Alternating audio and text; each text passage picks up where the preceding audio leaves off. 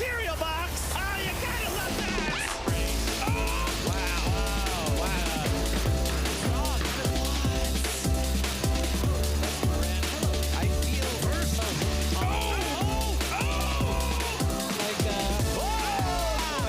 I feel I can't. Both of these are like, wow. execute your strategy into box. Happy birthday, dear Johnny.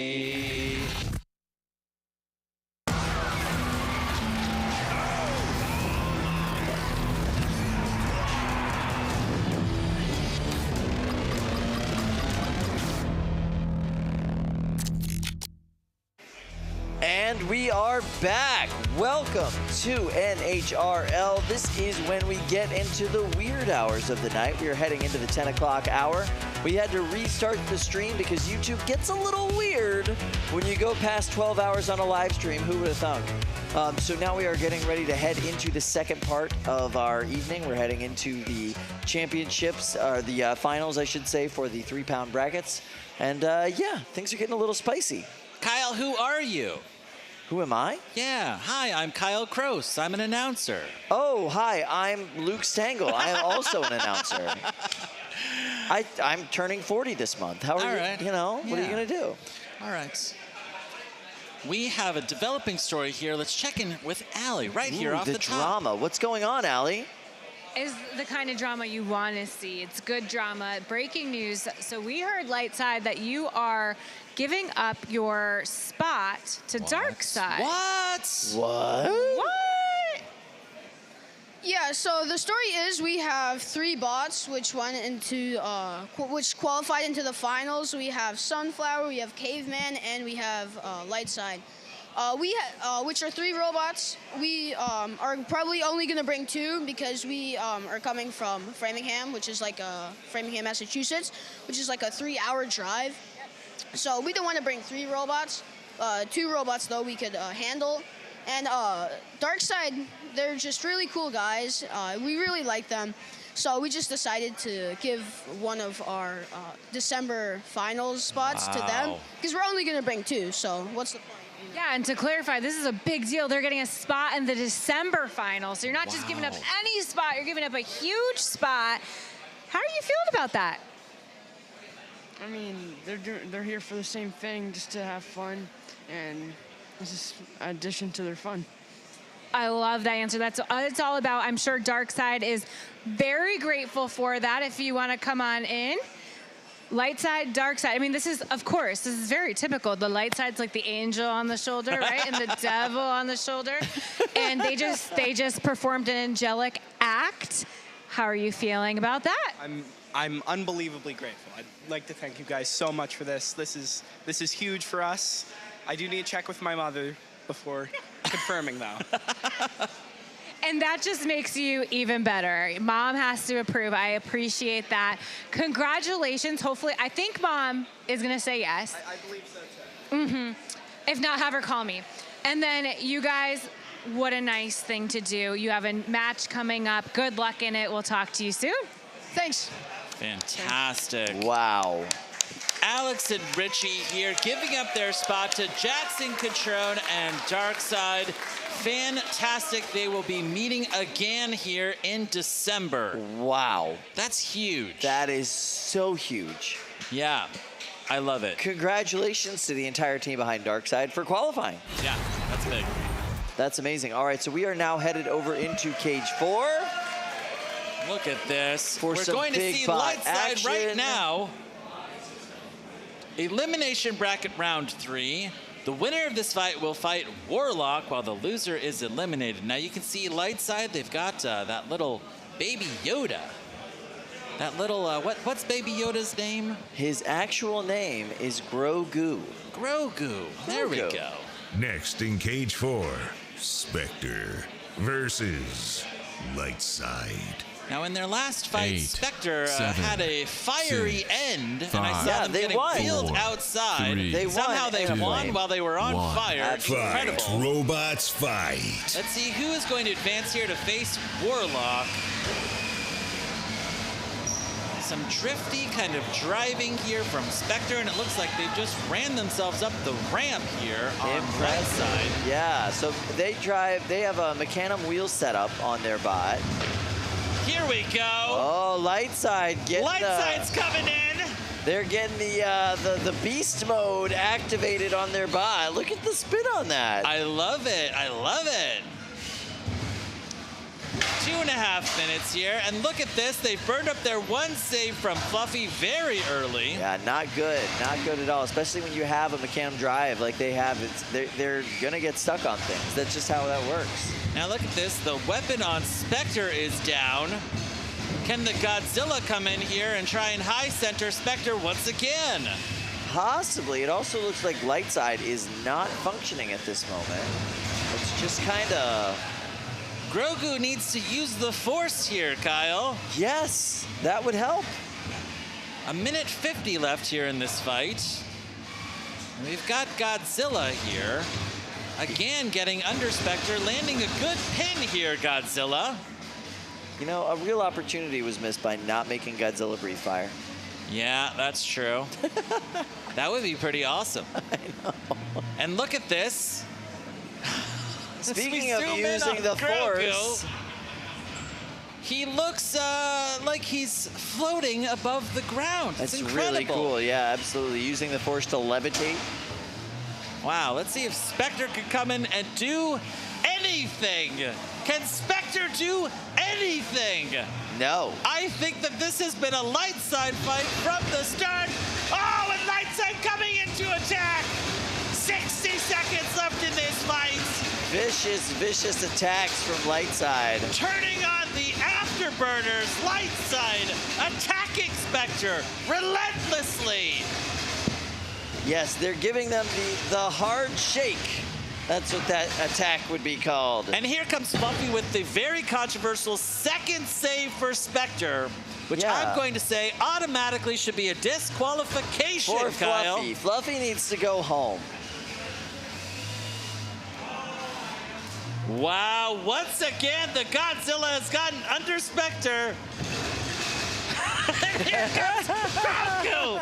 20 seconds left. Lightside, full-on vibration mode. Wow. Not a lot of spin, a little bit of drive, and a lot of vibration. This is wonderful. This is delight. I love this so much. 4 seconds left in this fight. This one will go to the judges.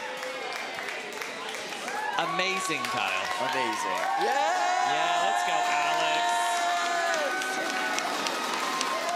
Oh, the crowd loves it. The crowd loves it. And I appreciate that. Wow, okay. This one's gonna go to the judges. I'm gonna say, technically. Technically, this one's gonna go to the judges, yes. We saw a great mini-bot performance there from Richie, repeatedly getting under a Specter. Look at this, they're just amused. They weren't able to do anything in that fight. No, not at all. So they're gonna go on to face Warlock. That will be the elimination semifinal, and then they will go on to the elimination, the winner of that match will go on to the elimination final against Yahoo.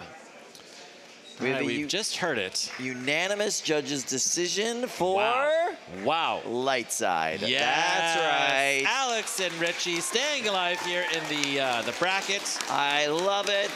They're going to be facing off against Warlock. Now, Specter was run today here by the team ASU. All of these kids flew in here from Arizona. So cool. I'm going to say it's a very humbling experience as college students to build a 30-pound robot. Yep. You know, you've got all these hopes and dreams that you pour into the robot, and then to just get curb stomped by a little baby Grogu and a little plastic Godzilla. That vibrated you to death. And 2 little kids. Yeah, who are definitely still in elementary school. And they were then working the crowd and getting them to cheer at the end of the fight. Yeah. Yeah. Oh, that was metal. I love that. That was pretty good. All right, so Lightside's going to go on to face Warlock here.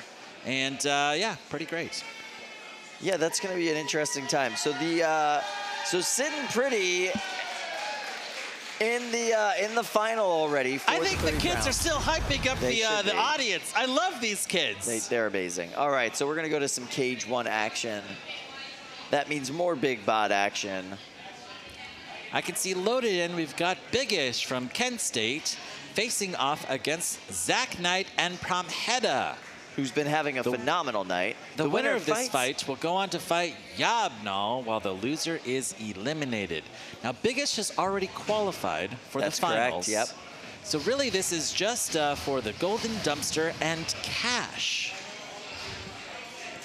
Son of Kram sitting pretty in the final already for the 12 pound, the grand final for the 12 pounds.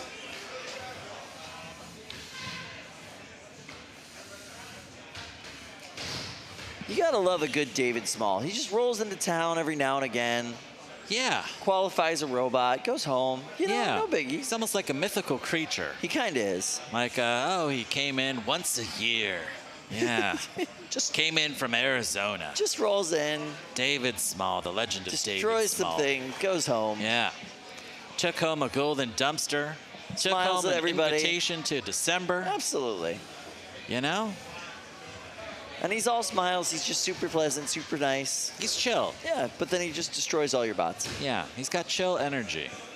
He really does. He really does. All right, we just heard over the radio that Biggish is having an issue. Let's see if they're going to pull Biggish out or if they're going to try and work on it here cage side. So as you can see, yeah, they're out of their corner. They're up against the gate now. So they're working actively on the bot. Now, looks like they're turning perhaps the power button off. I have seen today that they've had some challenges with their weapon belts. Yeah. I don't think that it's sized correctly. I think it may be a little bit too loose. When they start spinning that weapon, that belt has a tendency to slip off. Gets a little more loosey-goosey with all the friction, yeah. You know, so Biggish has, you know, kind of survived basically, you know, through sheer luck and, you know, control and aggression and stuff. But the weapon really hasn't been performing the way they'd like it to today. All right, now this is going to be an updated list of the 30-pounders that have qualified for December. We have 5 of them: Emulsifier, Darkside, Vacatank, Warlock, and Specter. Now, just because of the brackets, sometimes weird stuff happens, and we get 5 qualifying robots instead of 4. It's a mysterious art, the brackets. Now, remember, Lightside gave up their spot to Darkside, an incredibly charitable act there, and a great gift for Chris DeSico, our co-host, and his cousin's kid, Jackson Catrone. I really appreciate that 2 meme bots, if you will, have now qualified for the 30 pounds. Chris does not think that that is a meme bot, okay? Darkside is serious, Kyle. Darkside is serious. Chris bought a 3D printer and everything so he could make better connectors for Darkside. I agree. But let's face it, it is not the meta. I mean, it's meta breaking, I would say. It does break. Imagine if that thing was made out of metal, Kyle. All right, could you imagine? Yeah, yeah. All right, I'm gonna give you some free design feedback. All right, if Chris is up there, kind of like shorten the body a little bit. Like yeah, not so wide, and it's very wide. Yeah, it doesn't need to be that I do wide. like the skis on the front of it Skis this time. are cool, That was yeah, pretty cool. very good idea. But maybe we could get some just conventional wheels for once, Chris. For once. Just normal wheels. Yeah, just normal wheels. Yeah, yeah. Let's just try Coulson's this time, all right? Just Coulson's. You know, let's maybe make the bot a little shorter, perhaps, you know? Maybe we could try just a conventional bar. Do we have to go with those mining rock hammers? No, the rock hammers are necessary. Are they? Yes. They violently shook the robot apart in their last match. That is true. If they had shown 1 inch of control, they would have probably beat Specter in that fight. That is also true. Yeah. I have a lot of opinions about this because Chris is my brother-in-law, all right? Similarly, Vacatank also would be considered a meme bot. This is their first competition, and they qualified. I'm super proud of them. Now, wait a second. I just heard Cage 3. They've locked up. This is a bracket fight here. This is correct. Flip and Cut versus Chubby Unicorn. This is elimination bracket round 9.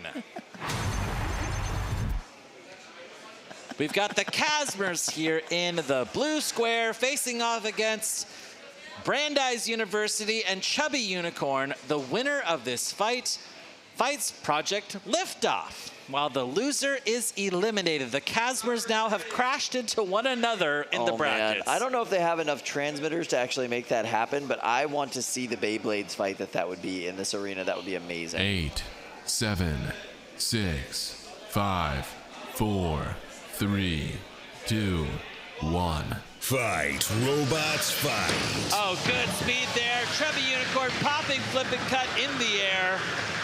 But look at this. Once again, Tim finds himself on his head. Feel like that is a constant here with Chubby Unicorn. The geometry's a little strange on this robot, Kyle. It is, yeah. It's a little thin, and a little long. It's a little longer than, yeah, like a typical robot. Look at this flip and cut now, pinned up against the rail. Wow! I haven't seen the Caspers sweat yet today. No, Chubby Unicorn's really putting in a lot of great work with those wedgelets, hitting them up against the rail, keeping that weapon from getting up to full speed. But that might be all over now. And look at this, flip and cut, finding the low ground, finding the angles on Chubby Unicorn. See if they can do it again. It's a pretty even match here, 60 seconds in. Flip and cut designed to get under its opponents, and it's finding, you know, the piano keys here on the front of Chubby Unicorn. Again, Chubby Unicorn's on its head.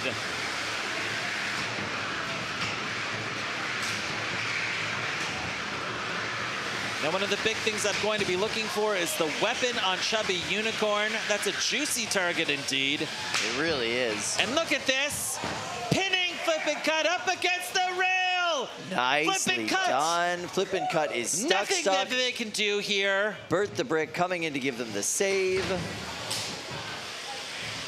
Burning up that one save, about 90 seconds here into this fight. There it is. The save has happened. Flip and cut is facing the right direction. And, of course, Chubby Unicorn right on top of them. Chubby Unicorn waited for them to burn up that save. Let's see if he can tip them up against the rail one more time.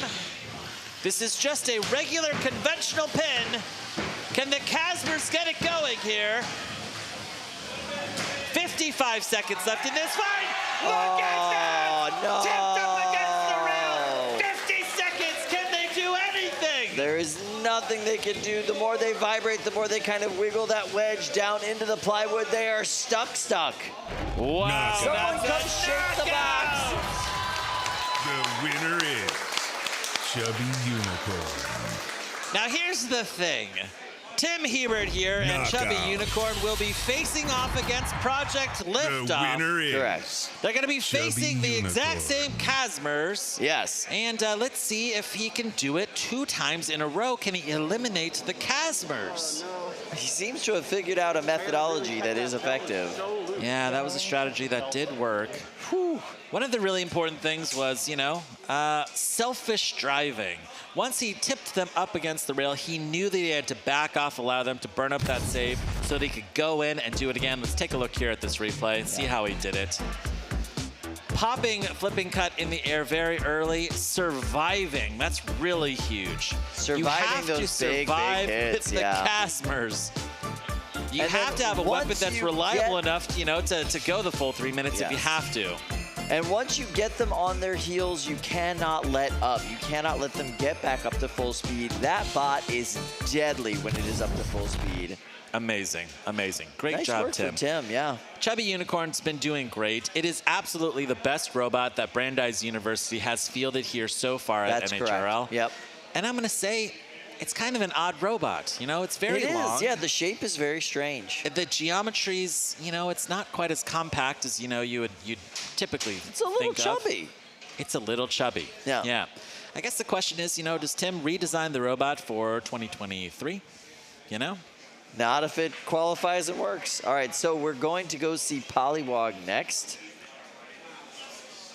Polywog versus Beetlejuice. What's going on up there? Okay, so there's Polywog. They've got their timer going. They've got 1 minute and 19 seconds left on the clock. Wow, okay. David Jin says that he's ready to go, but that robot's still on the table, David. He's just got to screw on the top plate, bro. That's what everybody says. I know, Kyle. that's the thing. That's the thing everybody Just give me says. 60 more I seconds, just gotta Kelly. screw in I the top got plate. it. I just gotta screw in Look the top at this. plate. All right, my batteries are ready to go. I'm just going to put on the top plate. It'll be fine. I guarantee you, Pit Control is losing their minds up there right now. Probably, yeah. I mean, there's, what, 51 seconds. No one's screwing on that top plate. No. They want to that? make sure they Lucy's have playing all on of her the phone. juice Come that on. they can. Wow. 40 seconds. This is like the most high-pressure moment of the night. This right here? Yeah. You think so? I get so nervous looking at this clock ticking down. I don't do well with deadlines, Kyle. They make me nervous. 25 seconds. Oh, wow. Are we going to do some product placement here with Coca-Cola? Absolutely. All right, let's see that. And Mountain Dew. Mountain Dew. Oh, you're going to get us demonetized. All right, we're going to go to Cage 2 with a grudge match here. This grudge match, by the way, is a bit of a birthday present. Really? Yeah. No way. Yeah, here, come on up. Yeah, Michael, come on up.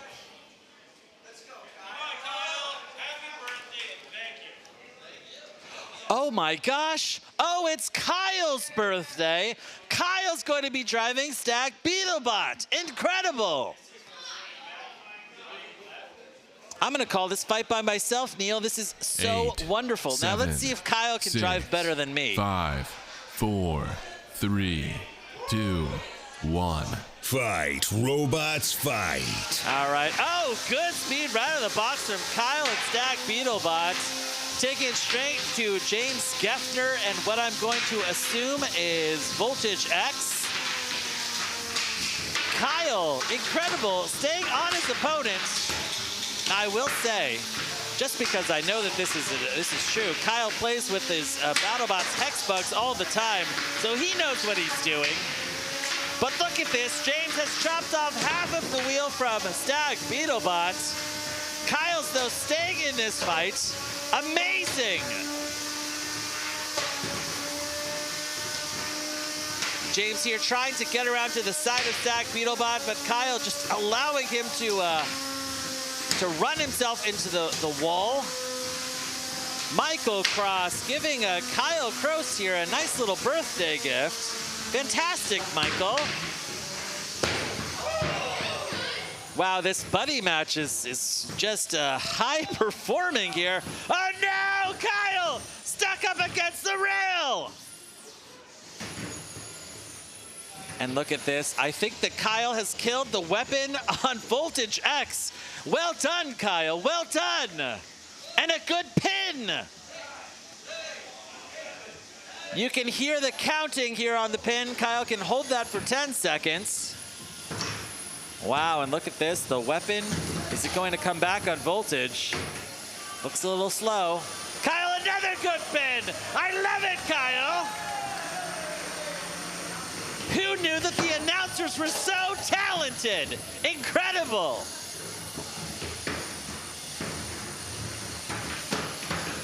Wow, amazing.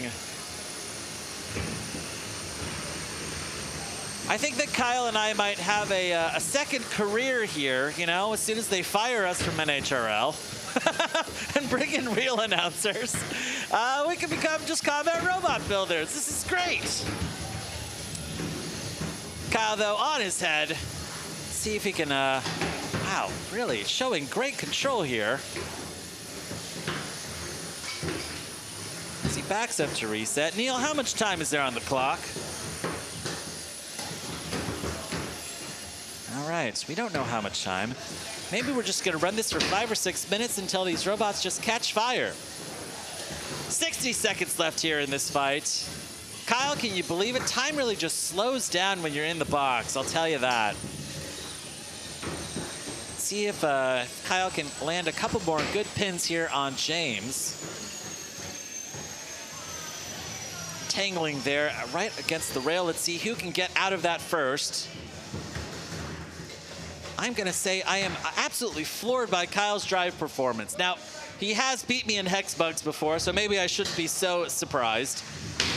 And look at this, the power on Voltage X is out! Is this a knockout? Amazing!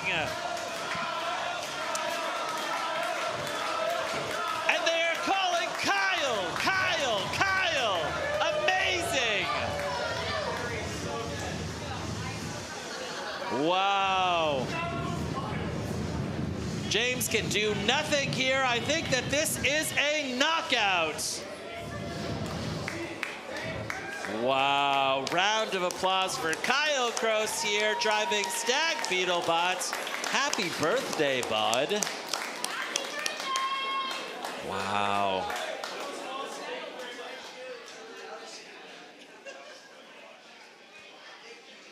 I'm gonna say that was the most exciting fight that I've seen all day. Let's take a look here at this replay. And as Kyle returns here to the announcer's desk, he can watch his own fight. Incredible.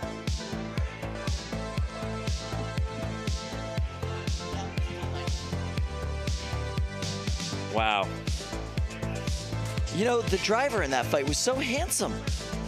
Yeah, are you talking about James? Or? Yeah, very handsome guy. That was delightful. What a fun Kyle, time. How are you able to do this? I actually have no idea.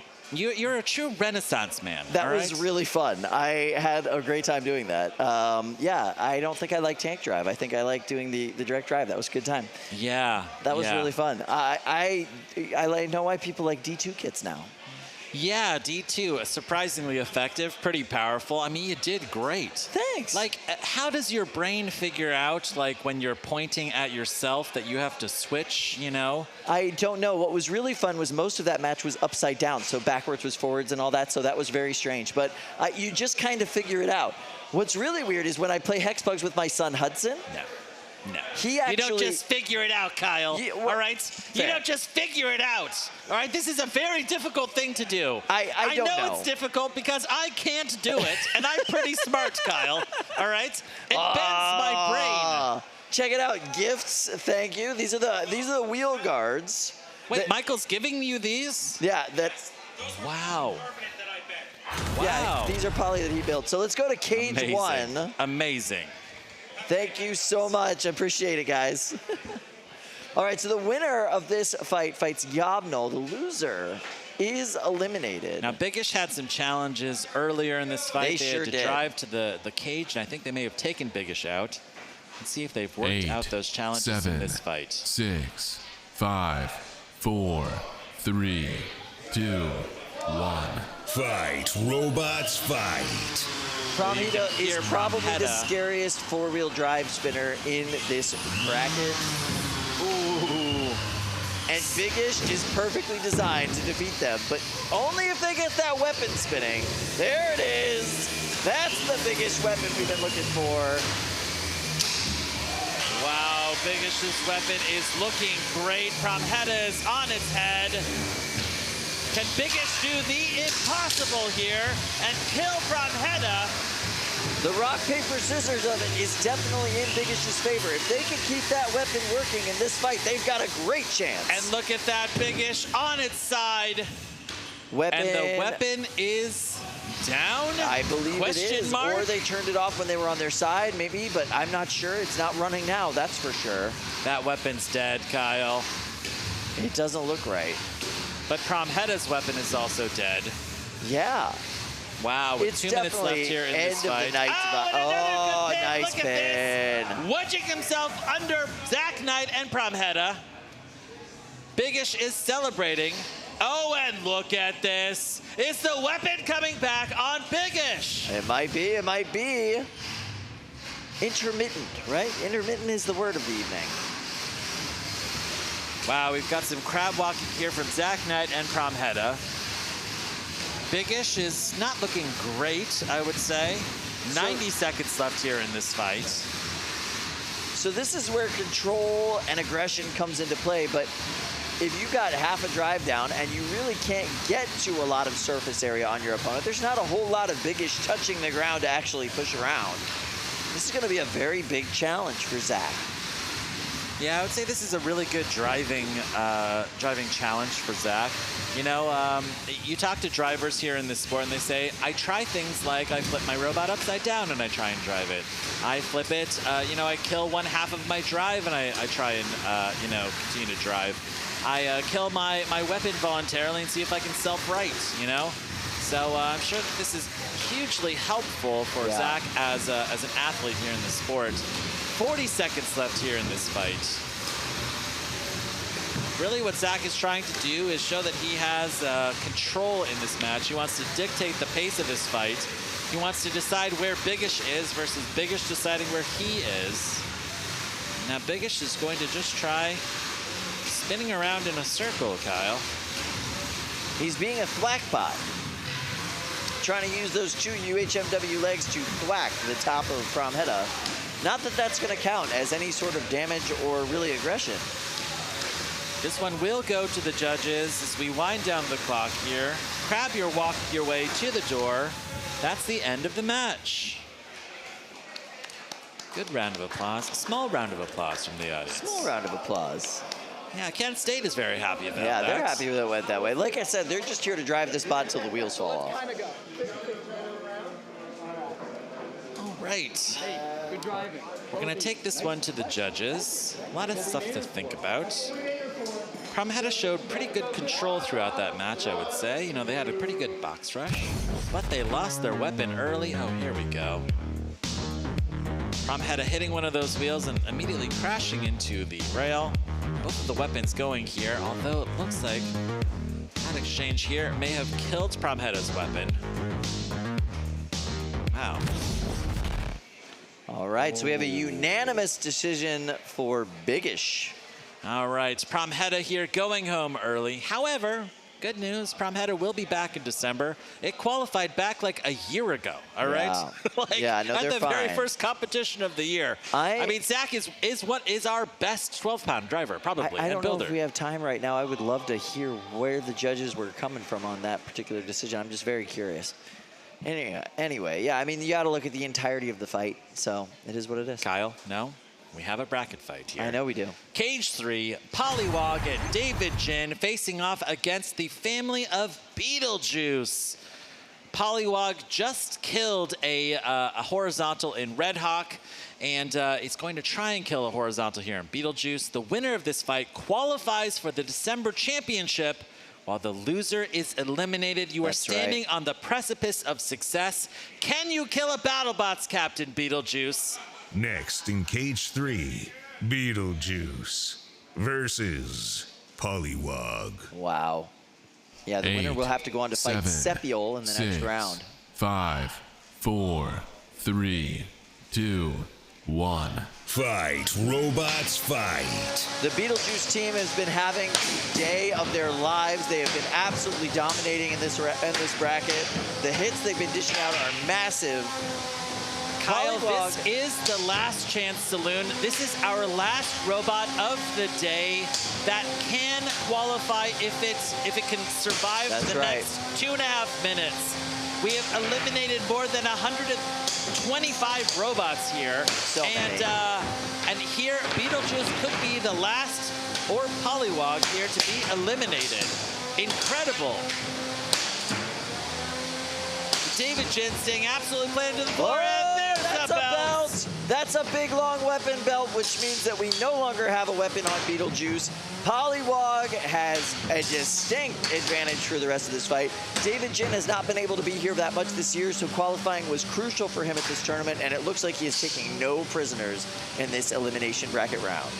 Kyle, the family behind Beetlejuice, you can see the quality of their builds. They started coming here this year, and they're just continuing to expand their skill sets. You can see that they've come all the way here very deep into the bracket. Their build quality is great so far. This is incredible. I fully expect that this family will be coming back incredibly strong in 2023, and maybe there's a golden dumpster in their future. However, quite possible. Probably not tonight, unless something catastrophic happens here with David Jin and Polywog. At this point, this is David Jin's fight to lose. He's got a fully functional weapon. He's got a fully functional drive. He's going up against a hard hitter in Beetlejuice, but if you can't hit, that doesn't matter much. 75 seconds, nope, 65 seconds here in this fight. And look at that, Beetlejuice tipped up against the rail, burning up their one save from Brett. And Polywog just playing with And look at that, that's probably the last hit for that's it right Beetlejuice there. of the year. What an incredible season for Beetlejuice. Absolutely. Let's give a round of applause to Beetlejuice as we get to this count out. They've had an amazing season. We have absolutely loved watching their progression, and going out to Polywog is not a bad way to go out. Good job, guys. We can't wait to see you next year. Beetlejuice driven today by Ariel Smith, and congratulations, family. Incredible. Great, great work here this season. This does mean that Polywog captain David Jin is advancing and has qualified. That's right. They'll face Sepiol in the next round, which is their teammate, and they have qualified. Now, Polywog, pretty good guess at the start of the day that Polywog was going to do well. Polywog is ranked number 3 of all time here at NHRL. Yeah, you saw in this fight exactly why. Getting Beetlejuice in the air and ripping that belt in half and really dominating the majority of this fight. Leaving Beetlejuice to die on the rail. So impressive. Now, David Jin will advance to face Sepiol, and they're getting very close to the end of the elimination bracket. That's right. Now look at this. We've got Warlock here facing off against Lightside. And the winner of this fight is going to go on to face Yahoo. The loser is going home. So this might be the last time we see little baby Grogu in the box. Next Have faith, Kyle. Have faith. Warlock versus Lightside. Here we go. 8, good wave 7, there from Alex 6, and Richie. 5, 4, 3, 2, 1. Fight, robots, fight. University of Maryland Leatherbacks here with Warlock coming in. Wow! Hitting Godzilla in the air. Warlock is such an impressive build. And the Godzilla is tipped onto its side. Oh, that's a sad ending for the mini-bots. Now, what's Warlock going to do with the main bot? It's an awful long shot here, Kyle. I would love to see what's going on. Oh, look, it's a fuzzy angle of the action. There it is. A little bit of focus pulled there. There we go. That's what's actually going on. Lightside is back to using his vibration of death technique. And incredibly, I think that the weapon on Warlock is down. How is this possible? I think they Lightside might continues to survive. forever. It might actually be because Warlock burnt out that weapon, taking out Godzilla. Wow. And look at this. Lightside continuing to show aggression, pushing Warlock into the corner. Wow! This shaking is pure intimidation. Warlock wants nothing to do with this vibrating, terrifying Grogu. This. Landing a pin! There it Lightside is. landing a pin! Let's go, Grogu!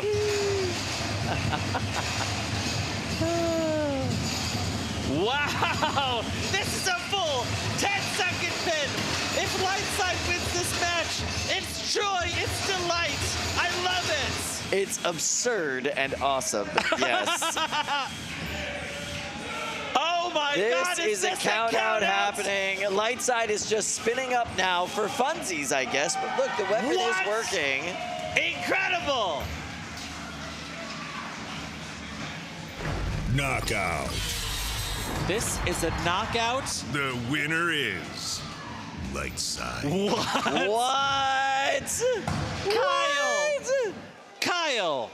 I love it, Kyle. I love this sport so much. Warlock coming in, going for that mini-bot, and killing itself in the process. Absolutely. Lightside pushing its opponent into the corner, landing a good pin, backing up, and Warlock dying. Yet another college team, falling to the hands of Alex and Richie. Incredible. I would like to point out that this is the second time this evening that Warlock has lost to Lightside. almost missed that first match. Lightside actually That's sent delightful. That's Warlock wonderful. into the elimination bracket in round 2, and now they have won again. I want to see how this happened. Warlock Amazing. is this just amazingly designed four-wheel drive Just vertical disc Launching spinner. Godzilla into the air. I love it so much. It is an immaculate piece of construction. Look at that thing. So well designed, and its kryptonite Wow. is Lightside and Baby Grogu. I love it. I love it. I think that is the best story of that division tonight so far. So Lightside continues on. I love it. They will never die. They're going on to face Yahoo next. If they win the Golden Dumpster tonight, it would be amazing. Okay. All they have to do is get through Yahoo and then Emulsifier. That's it. all. Just two of the greatest That's 30-pounders fine. No, ever. I believe in my heart, Kyle. Oh, gosh. All right, so we are now going to a grudge match in Cage 2. 8, 7, 6, 5, 4, 3, 2, 1. Fight, robots, fight. Oh, nice. We've got here, I believe this is Clyde. Yeah, this The is Clyde. flamethrower of Clyde. Facing off against a mystery robot. Oh, they have marshmallows, Kyle. They sure do. have marshmallows on Yeah. the top of this robot. They're just trying to make some s'mores. You can hear the... Ah, there it is. Let's get some toasty marshmallows going. Yes! Wow, fully engulfed in flames here, Clyde. Toast those marshmallows, Clyde. You know, there is a very thin line between being a flamethrower and being on fire in this combat robotics, but I believe Clyde has crossed that line and is just on fire now. Incredible. Whatever you do, don't eat that marshmallow after it comes out of the box. There's probably all sorts of horrible microplastics, bits of metal in there. Somehow I don't trust anything that Clyde cooks. Molten plastic. Oh, and look at that! Whoa, We've got a light what? fire! That's really going to add that zangy flavor that you want. Wow! Okay, that is awful. You don't like it? I can taste it, Kyle. Wow. All right, are we going to pause this match? Are we going to put on the spaceman suit? Now you can see the negative air pressure machine is sucking all of the air from this guy out.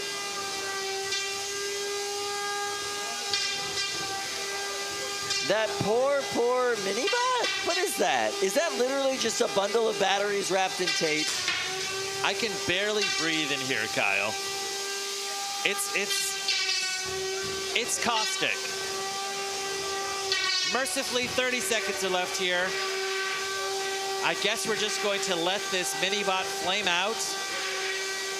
The trash can Incredible. and a fire extinguisher are already standing by.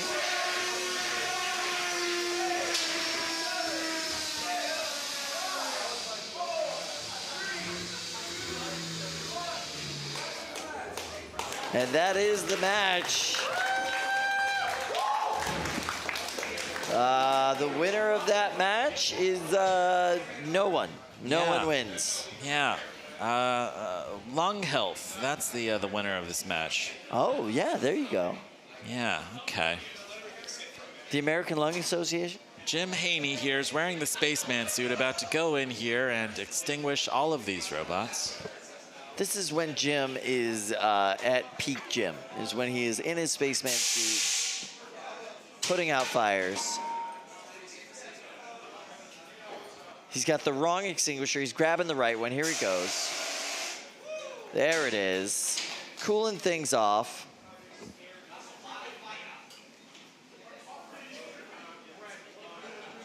Wow.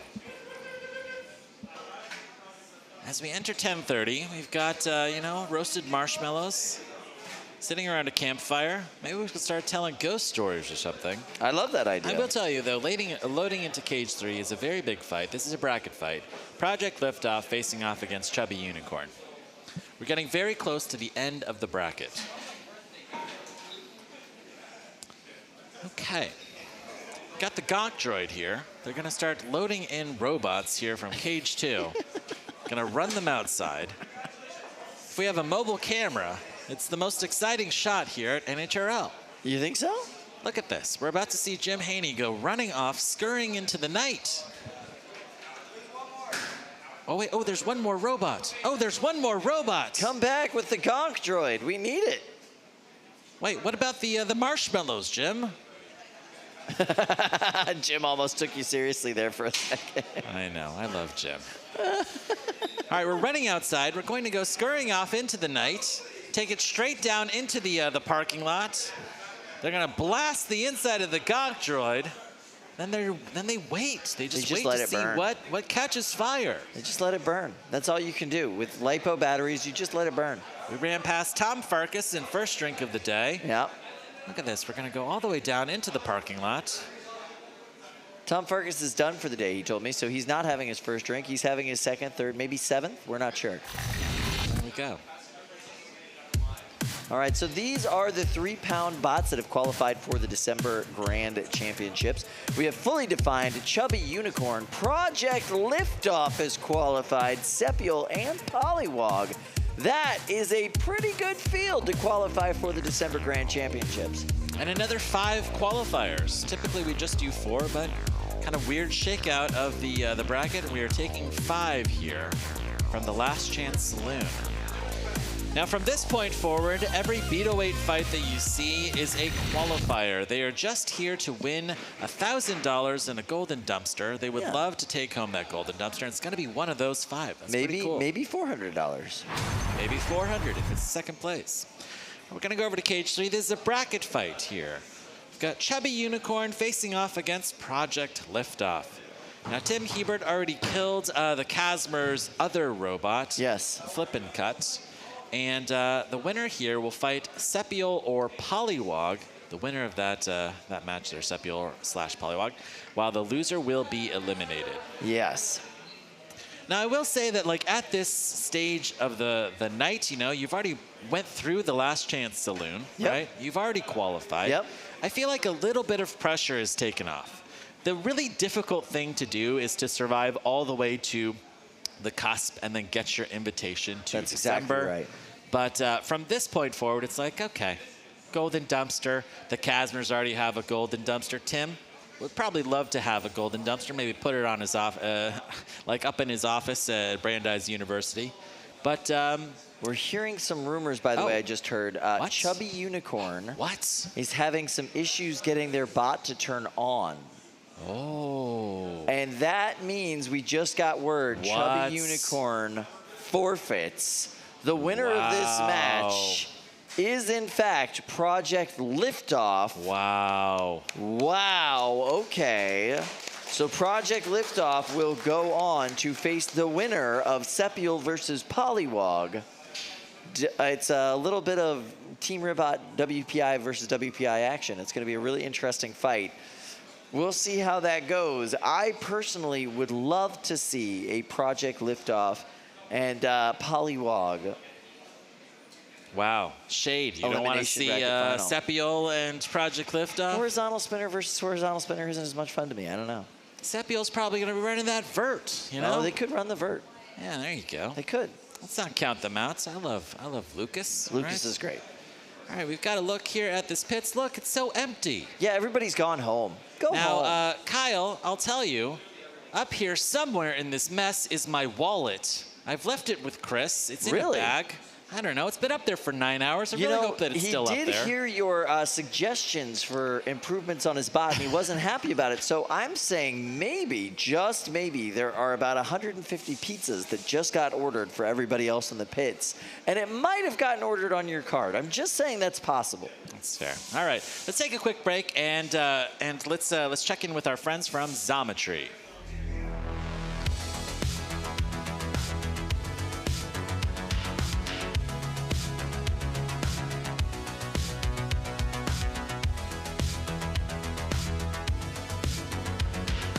Need high-quality custom CNC machine parts fast? Look no further than Xometry. Get instant online quotes on metal or plastic prototypes and production parts. Parts are produced in days, not weeks. Let our engineering team help you every step of the way. Xometry, where big ideas are built. Get your instant quote today. Do you need laser cutting for your next project? Get instant quotes on DXF or 3D CAD files from Xometry's AI-driven online quoting engine. Your high-quality, low-cost prototypes and production parts will be delivered to your door in days, not weeks. Xometry, where big ideas are built. Get your instant quote today.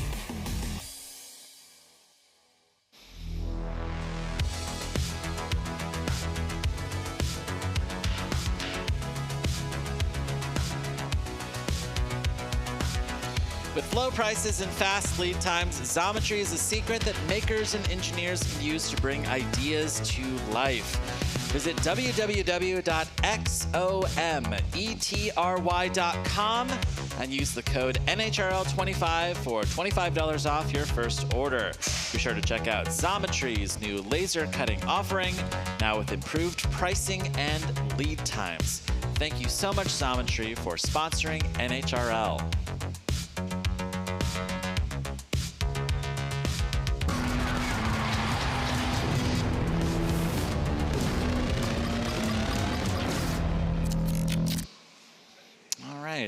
Got just a couple fights here left. We've got a couple fights in the 30s, a couple fights in the 12s, and a couple fights in the 3s. Yep, we really did spread out all three of those tournaments tonight. From this point forward, everybody you see in the Last Chance Saloon has already qualified. Absolutely. Yes, that's pretty great. So we do give all of these competitors about 20 minutes between fights, so they have time to recharge their batteries or do any repairs necessary. At this point in the evening, that's not a lot of time. It might feel like a lot of time for us waiting for it, but that is limited time for them to make those repairs, make those changes that they need to make. And right now, you got to factor in the exhaustion. They are tired, their fingers hurt, their tools are starting to wear out. It has been a long, long day, so it is going to be a rough one for them. We're going to be seeing a lot of that in the pits action, trying to get their bots together too. In the meantime, though, I think we might have some grudge matches for you guys, just to keep things entertaining and weird. I see Tom Farkas and first drink of the day here in Cage 3, facing off against Serial Killer Delightful from Kokoto Mane.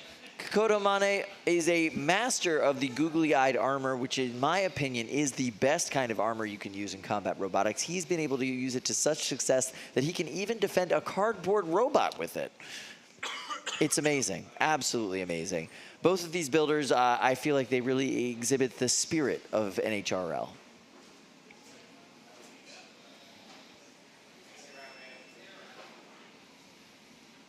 All right, so if you guys are just joining us, we're going to look at one of the fights from earlier on. We're going to call it an instant classic. All right, I'm intrigued. This is an interesting fight here in Cage 2. So the winner fights first drink of the day. Loser is eliminated. This is Deep Blue, haha, Deep Melt. Deep Melt, yes. Deep Melt is a fully autonomous robot. Now, the Casmers have asked me to demonstrate that this bot is fully autonomous. Wow. So I'll show you guys here if we could get the camera back on the desk for just a second. Sick. So he's handing me the controller for his bot. Apparently, all I have to do is flip this switch and the bot starts and just goes, and I don't have to do anything. So let's get this fight going. Next, We're gonna do a Cage 2, countdown. Backlash Wave versus Deep Melt. 8, 7. Here we go. 6, 5, 4, 3, 2, 1. Fight, robots, fight. Oh, wow. Nice. We're off to the races. And then I just take this controller and put it over here, I guess. Yep. Okay, there we go. are. Deep Melt's doing its thing. So Deep Melt is one of the melting Oh, wow. green What a spinners shot. brought here today by the Casmer clan. Deep Melt is fully autonomous, as you can see. I'm not doing anything.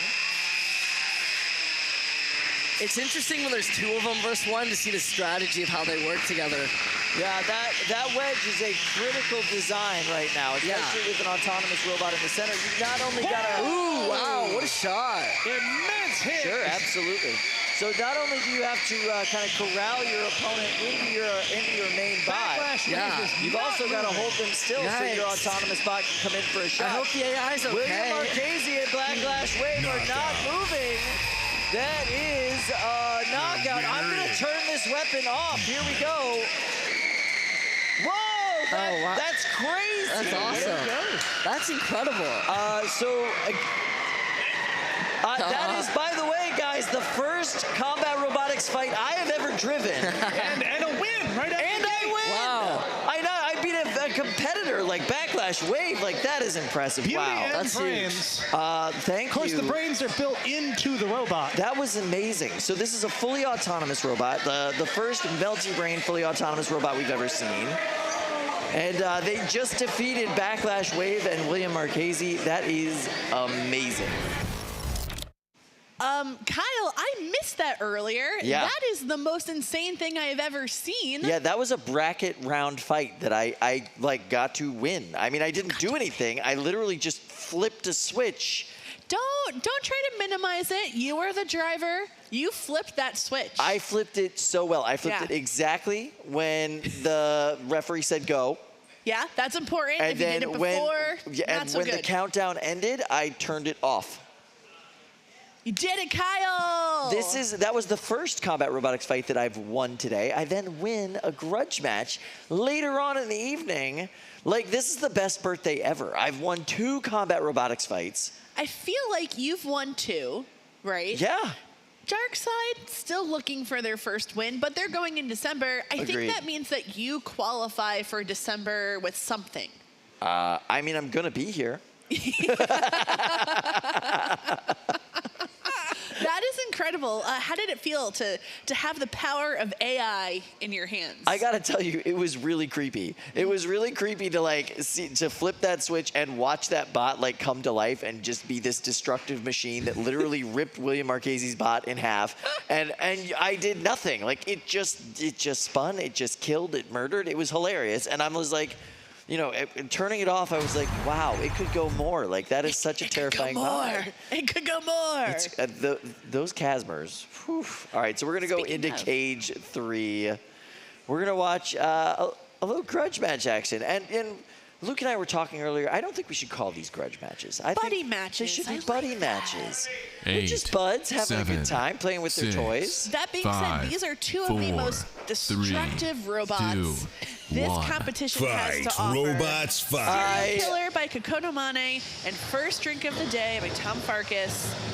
There's carnage to be had, and we're about to see it. This is really, this match should be called the Breakfast of Champions match because you're going to have your cereal, and then you're going to have your first drink of the day, and that is the Breakfast of Champions, if you ask me. You know, if I load myself up with a little drink and a nice sugary bowl of cereal, I don't think I'm going anywhere the rest of the day.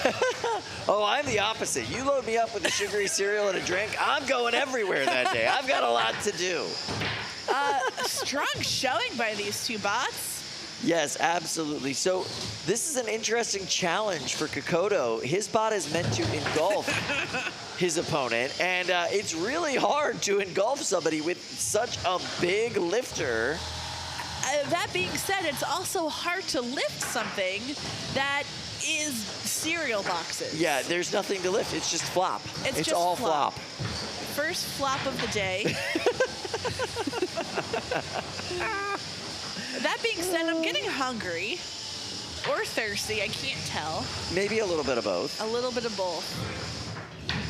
Already we do have one eye of serial killer seems to be missing. Just part of it. Yeah, just the center, the black dot, the iris, if you will, or the center of the eye is gone. The rest of it works fine. Oh, I have to see this bot up close. Is it held together by string? Is that the mechanism? No, the string is the lifter. So the thing that lifts it up. So there's a plastic spoon. and a course there string, is. and that's what actually actuates and lifts the boxes up and down. Now, the bot itself is a legitimate drivetrain with a titanium wedge underneath. It is a real bot. It's just that the weapon is cardboard, plastic, and duct tape. I love it. I can't put into words. I can't put into words. Kokoto, a student at WPI. Yeah, a legit engineering school. Like, Kokoto is a very, like, he's being trained to be a very talented engineer. He is a very talented engineer. He just loves these absurdist concepts. Oh, and first drink of the day on its head, but was able to recover. You know, sometimes if you start off your day with a drink, you're going to end up a little bit stumbly. Yeah, a little bit stumbly, a little bit not, worse for the wear, if you will. Check out the forks. Is first drink of the day going for Bert? I think he is. I think Tom Farkas is tired of Bert bullying people, and he is standing up to the bully. All right, that's the end of that match. That was the end of that match. I love that Tom spent the end of that match going after Bert the Brick. I mean, that makes him the winner for me. Yeah, well, it is up to us to decide the winner of this match. I vote first drink of the day. Fascinating. You know what? I am going to go ahead and vote for Serial Killer. We have a tie. Oh, my goodness. Audience, can they vote? Of course they can vote. Okay, just shout it out. Cause some chaos. Who won? Serial Killer is the winner. There we go. You win. Awesome. Kokoto, congratulations. Yeah. You are the breakfast of champions. All right, come up here. Come up with... All right, we're going to hold off and just go to cage 4 real quick. But, man, this is that plastic spoon is everything. I love it. I absolutely love it. And cage 4... This is the elimination bracket final. This is a bracket match. This is it. This is what we've been waiting for. It is Lightside and Yahoo. I can't believe that this is the final for the elimination bracket of this fight. I'm so excited to see this. Lightside has been surviving by attrition and luck alone all day. And now they are going up against one of the most competitive robots of Yahoo. Their father looks so tired. Versus Yahoo. 8, 7, 6, 5, 4, 3, 2, 1. Fight, robots, fight. Yahoo going for it, driven, of course, by Chad New. You may see him on Team Copperhead on Battlebots. Not spinning up the weapon, it looks like, just using the forks. That weapon has, I think, had some issues throughout the day. That's right, yeah. Wasn't sure if they were going to get it up and running. Yeah, good for him to figure that out today and not in December. Bam, nice pin up against the wall from Yahoo. Grogu has fallen. Grogu is down. Oh no, not Grogu. All right, Yahoo still not phased. Going after Godzilla. Yeah, this is just Chad at his bulliest. Now, this is not a typical, I would say, final match. In the elimination bracket? Yeah. Yeah, I think you're probably right. It's what we got. So the winner of this fight has to go on to face Emulsifier.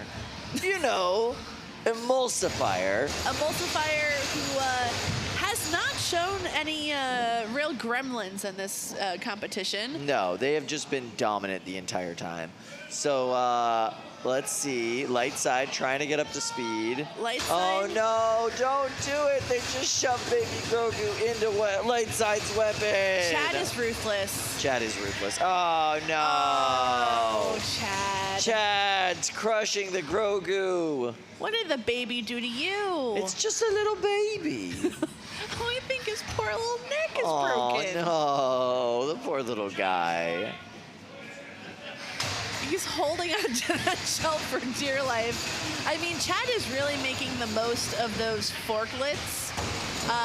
Because of that, he is able to control the pace of this match, really dictate what is happening. Yeah, this is like the closest thing to a wedge match you're ever going to see This is at the most Norwalk. unconventional wedge match Yes. I can possibly imagine, but here we are. Here we are. Now, Baby Yoda was not enough for Chad. He has to go for Godzilla. He is, after all, the king of the monsters. Nope, he still wants Baby Grogu. And now their one unstick is being attempted over there in the corner. This fight might actually be a knockout with no active weapons happening ever at any point in this match. Oh, he sent Baby Yoda. Chad. Oh no, poor Grogu. Knockout. With 1 second left on the clock, The it's been winner declared a is knockout. Yahoo.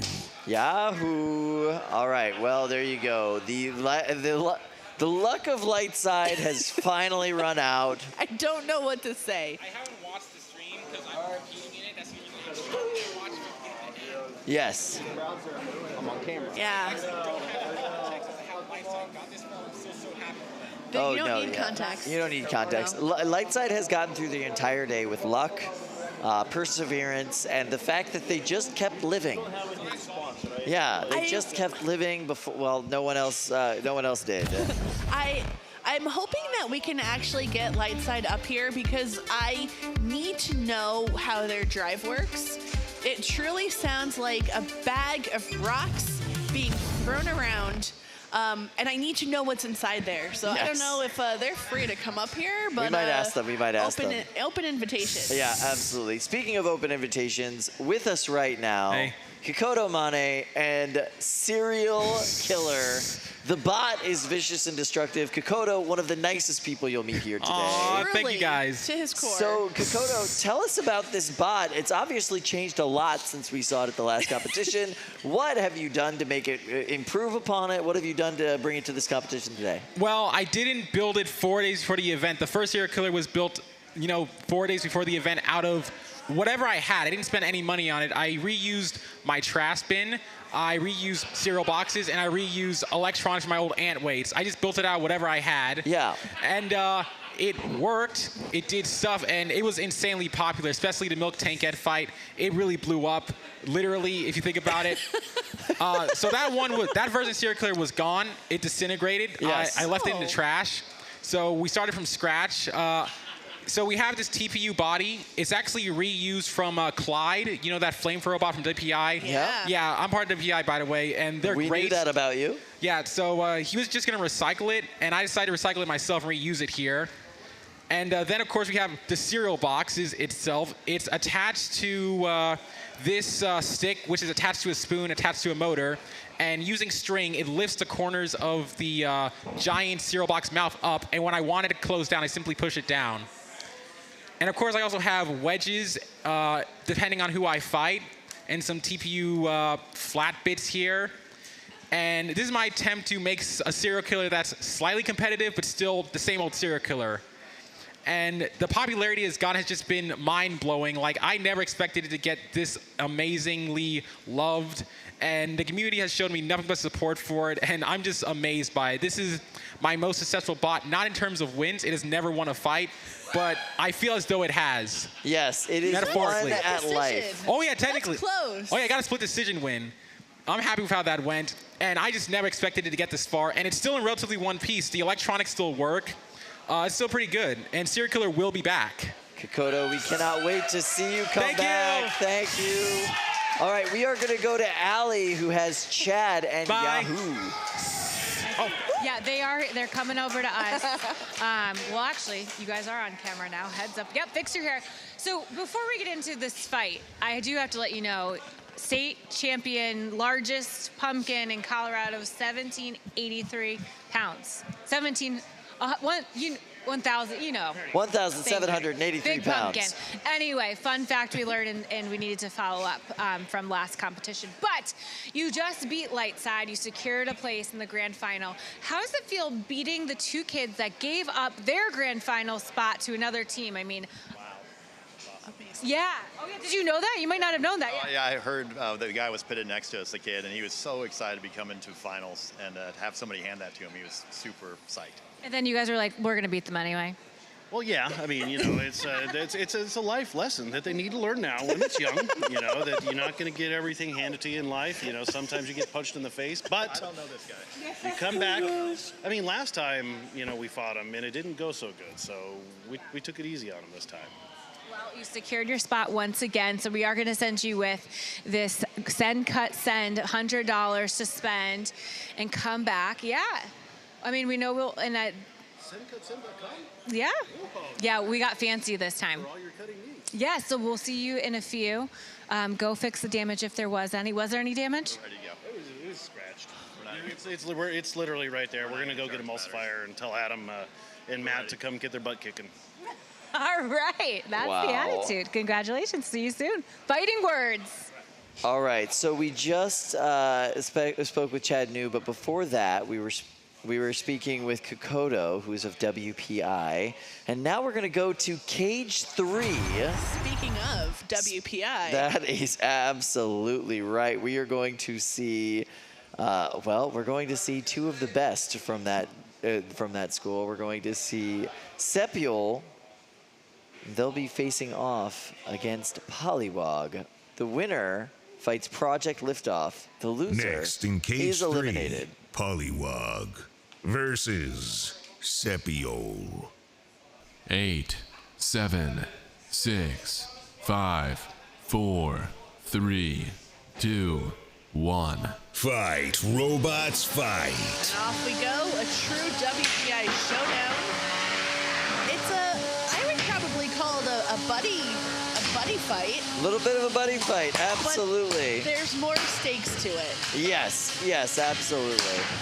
Sepiol running their horizontal configuration for this match, going up against Polywog. Polywog is a tight and compact little drum spinner. Ranked 3rd overall in Norwalk. They're amazing at NHRL. They do a phenomenal job every single time. It's a bot that has fought here a lot and has earned that spot at number 3. I know he's eyeing number 1, so it's something that he really wants to prove in December. But Sepiol is such a force to be reckoned with, and it is not giving Polywog an easy time in this match. Absolutely not. Lucas is an amazing driver in his own right, and that bot hits so hard. Doesn't look like that weapon is up to speed right now, though. No, that weapon does look down, and Polywog definitely looks up. Can hear it. Yeah, you can hear that low, very efficient hum.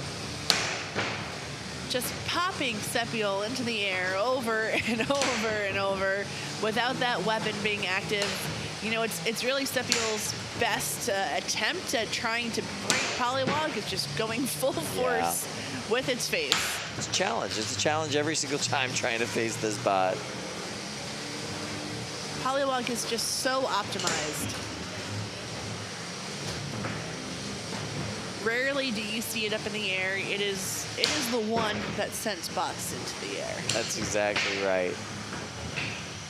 It's just so low to the ground.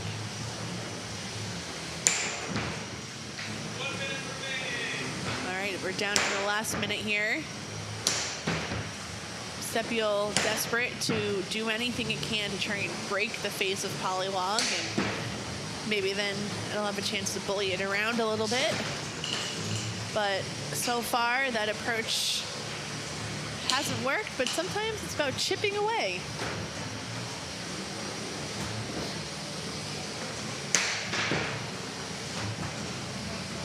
Polywog continuing the offensive onslaught. I have to hand it to Sepiol, though. It is not running away from any of these exchanges. No, it knows what it needs to do to win a fight without a weapon. You've just got to show aggression. You've got to try to get control of the fight. You've got to control the pace. But their weapon is not coming back anytime soon, and we are down to the last 7 seconds of this match. I think this is, well, going to the judges. Won't be a long deliberation. Yeah, so this is going to be a pretty short deliberation for the judges. It does seem like Polywog will be moving on to the next round. Well deserved. That means they'll be facing off against Project LiftOff in the elimination semifinal. Such a big hit. At that point, it looked like Sepiel's weapon was still working.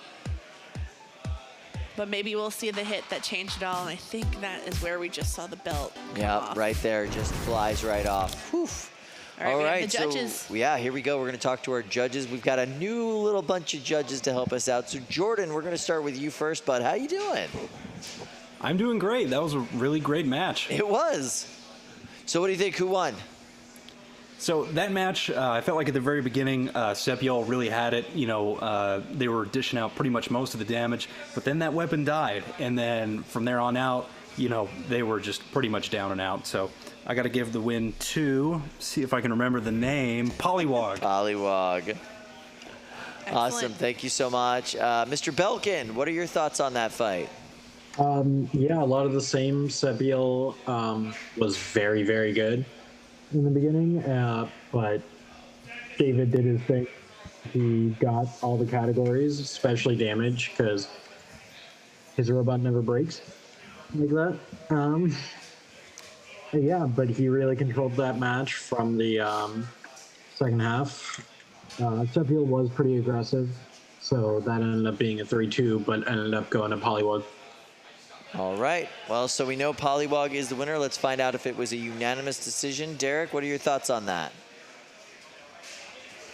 So I think early on, Sepio 1 was really taking it to Polywog, but once the belt was blown off, Polywog essentially took control of the entire match. Yep. Yeah. Yep, It's have to agree unanimous. with that. Unanimous decision. Polywog moves on into the elimination semifinal. They will face Project LiftOff, who is having a phenomenal day today. Yeah. And the winner of that match will have to go on to face Stoneforge. WPI cleaning it up in this competition. Really just owning it. Absolutely love that. So proud of that team. All right, so meanwhile, it seems as though we have something ridiculous loaded into a giant cage. I don't know why. I don't know what the thought process was behind this. It seems like a waste of money, resources, time, all for your entertainment. Yeah. And I'm here for it. I'm here for it too. I think this is what they are here for. Fighting in regular matches is just a vehicle to get to this point in the night. However, I don't think we're going there quite yet. I think we're going to cage 1. Oh, yes, good. Where there may be another bracket fight about to happen. I see Bigish is loading in. So they have been having a lot of issues with their weapon, which is not great because this is the elimination final. They will be facing YOB GNOL. What is going on? The long boy himself. That is going to be a challenge to get through for Bigish. Yes. YOB GNOL's been having a fantastic tournament. That weapon has been hitting hard all day long. This is going to be a little bit nuts. It's going to be a little bit nuts. It's going to be a little big. It's going to be a little long. So we're going to give them some time to kind of figure out what's going on and make sure that they are fight ready, because it is a bracket fight after all. Yes, good. So we have something else lined up in cage 4. I don't know why. This seems silly. I'm okay with it, though, but it seems very, very silly. It's just going to be a lot. All the builders are just standing around the cage looking both exhausted and just saying, you know what, this is dumb. They this all is have stupid, just giddy and I'm smiles on ready. their faces, too. Yeah. It's like, it's so ridiculous, and I love it. All right, so here we are, cage 4. Cage 4, where the fights happen. Is it? Sometimes. So here we have people in beautiful jackets. We have people in cow onesies. We have people in blue t-shirts. What is everybody doing over there? Y'all got any plans? Doing anything weird? I think destruction. Might be destruction. You see, Combat Don't Robotics... punch that, William. It'll hurt your hand. The Lexan will win. Solid polycarbonate. It's not good. It will win. If a combat robot can only breach it when getting shoved into it at full speed, you definitely can't. Here we go. All right, here we go. Why? I don't know. I don't know why. Kyle? costs money, it costs time, it costs resources. Yeah, no, all of these bots represent hours and hours of these builders' lives. Oh my goodness, the sacrifice that builders make to get a bot into the arena is astounding. And now here they are throwing it all away for our entertainment. Things are flying, things are popping. Most of them are still working. So that's a surprise, because usually at this point in a Rumble, Yeah, there's not a lot of that there's going not on. a lot of working going on. But no, we've got a lot of very effective and fully functional and pretty damaging bots. Bots you might have recognized from earlier today. Bots like Sea Dragon's Roar. Bots. Wow. Oh, It's all happening so fast I can barely keep track bots of it. like the egg. Blue egg. Yeah. Kyle, it's ridiculous. I'm at a loss. I'm simply at a loss. Look at this. The weapon is completely engulfed Yes! in their catching arm. They're not able to move anything anywhere. I love it. That is exactly what you want. Is it practical? No. Are you gonna need an unstick? Yes. No, he got out. He look at wiggled his that. way out. And he's going back for more. That's beautiful. That is absolutely amazing. And it doesn't look like that horizontal spinner is working at all. Now, I don't see Fluffy engaged in the action just yet, but I have to wonder, is she going to suddenly wake up and try to get in? Well, after Fluffy got defeated by all of those Beetle weights 2 years ago, I think that they wait until everybody's pretty much dead. And then the smashing occurs. And then the smashing occurs, yes. I see some aggressive tapping. So aggressive, but not on their opponent. It's more like just kind of in the air. All right, we've got some twirling. Yeah. Yeah, roly-poly shuffling, Roly-poly twirling. This is chaos. And clearly. look, we do have a fully functional bot here. There can only be one. That is what I heard. This is like the Highlander. Yeah. You must take the heads of all of the bots that you are facing. Still some aggressive waving. We've demoted the tapping to waving. Yes. So aggressive waving is the new form of intimidation.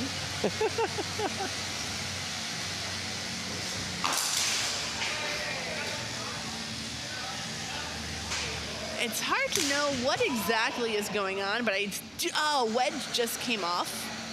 That is And now the weapon on that bot is dead. So that was the last fully functional bot and is now no longer fully functional. No, but it's still maybe driving. It's trying. I'm glad that you're seeing the positive side of this for everybody, you know?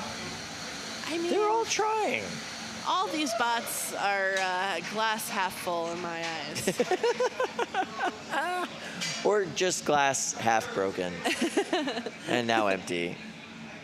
Glass half full of lipo smoke. Oh, no. Nobody caught on fire that time. Nicely know. done, everybody. A little disappointed. Hopefully, Fluffy can get in there and really... It looks like Fluffy is just acting as cleanup this time. That's unfortunate. Yeah. Missed opportunity. So yeah, in the beginning you can see a lot of action going on. Very functional bots doing very functional things. And then slowly but surely, hit after hit, bots go down one by one. And all you're left with is some aggressive waving. Aggressive tapping. And a horizontal spinner that spun for a lot longer than anything else. That's for sure. Okay. There you have it. That happened.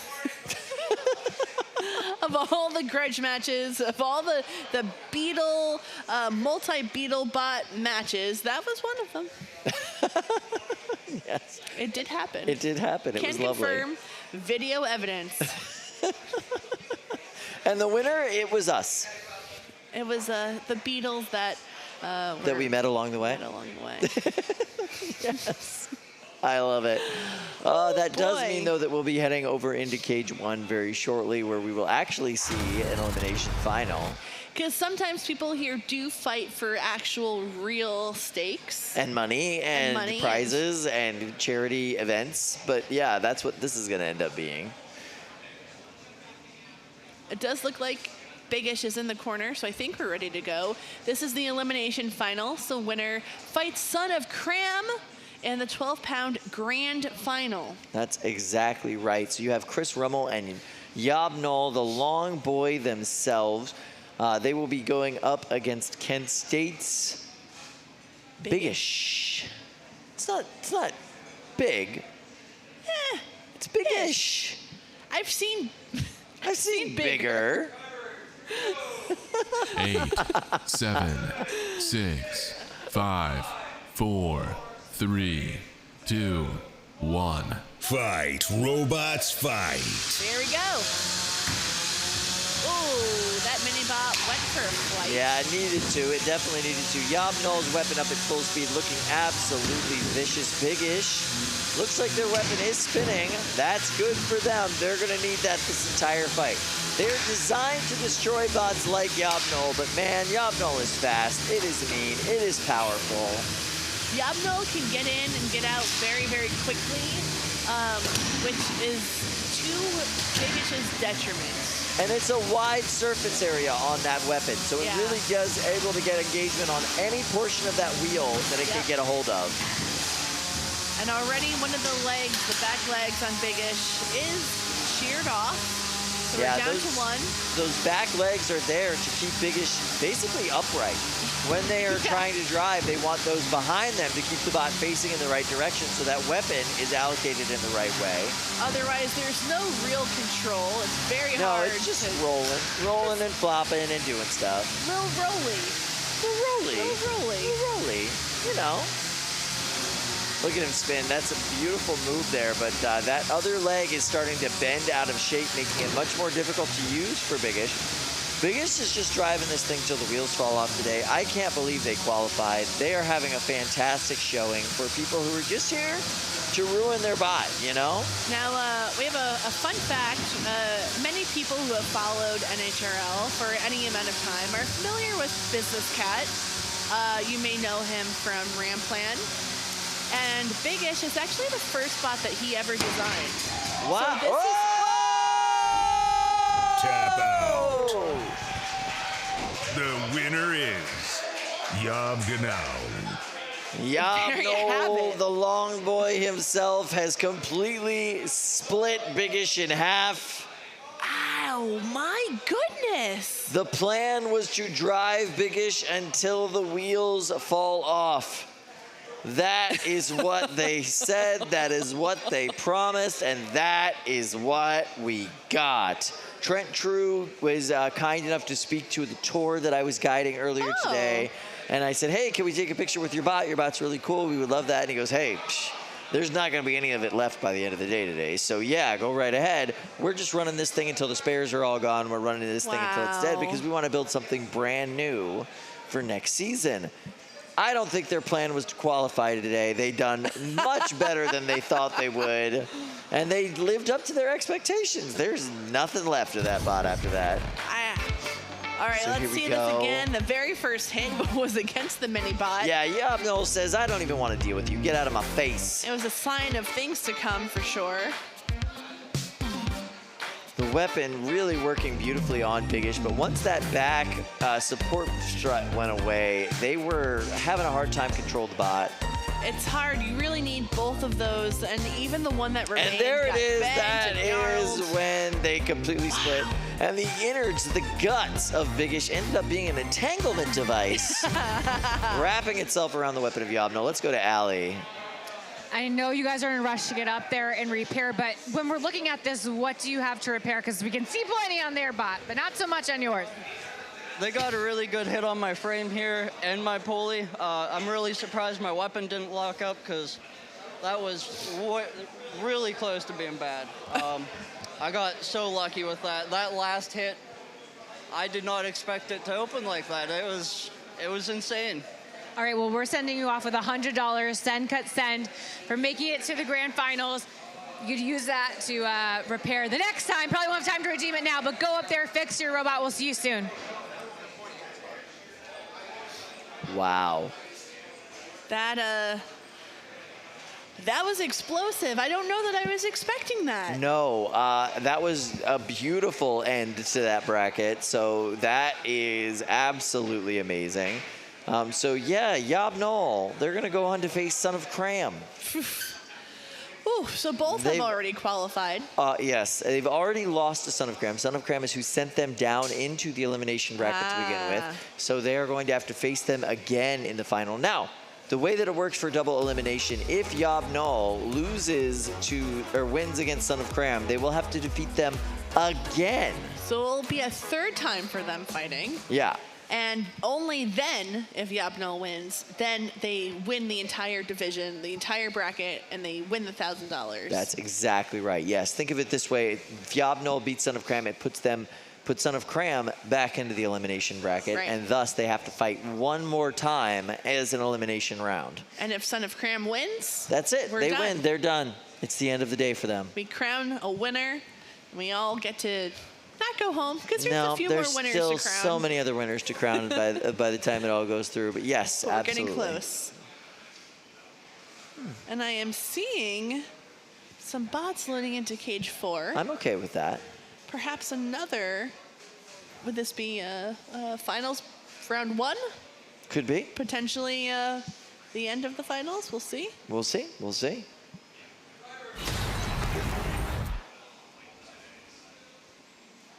So Emulsifier.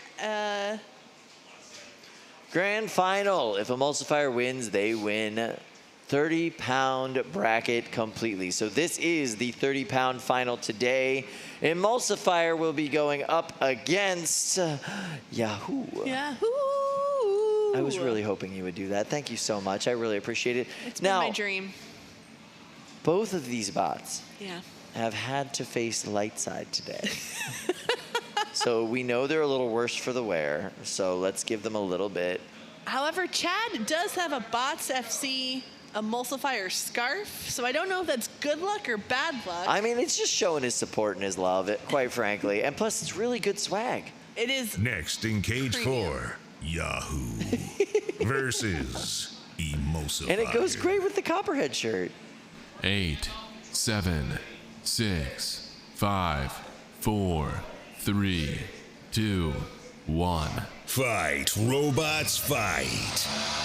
There we go. Yahoo versus Emulsifier. I still don't see the drum on Yahoo working, but I think their plan is just to go forks first. Yep, that's what you do. That And, drum is not going to work today, I don't think. No, now would have been the time. Yeah, no. And Emulsifier, that is a fully functional death machine. It is, however, the forks and the length on Yahoo is ideal, but getting knocked on your head without a weapon means you can't get yourself back up. No, Chad's just shaking his hand. He's saying, come on, flip me over. I just want to fight. Let's go. Another big hit. Emulsifier now just having fun with Yahoo. I mean, who technically has an unstick left, but I don't know at this point what good that's going to do. No, not at all. Those forks have seen better days. That drum is not working. And Emulsifier does not look like it has taken on any damage of any kind. No. Ooh! Yahoo's a bot that's been around for a long time. Been around the block once or twice. Seen a thing or two. But you know what? So is Emulsifier. I don't know about this Emulsifier. That's what I'm saying. Yahoo has been a bot that he's been iterating on and putting new parts, and it's basically like a ship of Theseus at this point. It's so many new parts that it's still the basic same bot that he's always been working with. Ooh. And now it is, well, it is dead. It is being counted out. But it does Emulsifier- qualify for the December Grand Championship. And it qualified back in September, so this was Chad coming just to have some fun. Yeah, maybe win a dumpster, hang out with his friends. Yeah. knockout. But here we go. We have the winners of the winner 12-pound bracket. Emulsifier. Emulsifier. 30-pound bracket. 30s, holy moly. Yeah, 30 30 pounds right there. So there we go. 30-pound tournament is over. It is in the books. Your winners, Bots FC and Emulsifier. Absolutely phenomenal showing from them today. Just no weakness from Emulsifier's side. It has been dominant all day, really showing off what it could do. I know that there was some fear. This is the last chance. You waited all the way to November. Are you going to qualify? Are you not? They put all those fears to bed very early on, showing what they could do. And here they are, the winners of the 30-pound bracket. Let's see some of these big hits again. Yeah. Once they do go to the December final, Matt Boris is going to have to face his nemesis in the 30 pounds, Megatron. Megatron and Emulsifier. I believe the record right now is 3 wins for Megatron, 1 win for Emulsifier, and they are going to have to face again. It's just the kryptonite for that bot. There is something about the design, the geometry of Megatron that is just hard for Emulsifier to go up against. But that's not their concern today. Megatron's not here. Emulsifier wins. A long way away.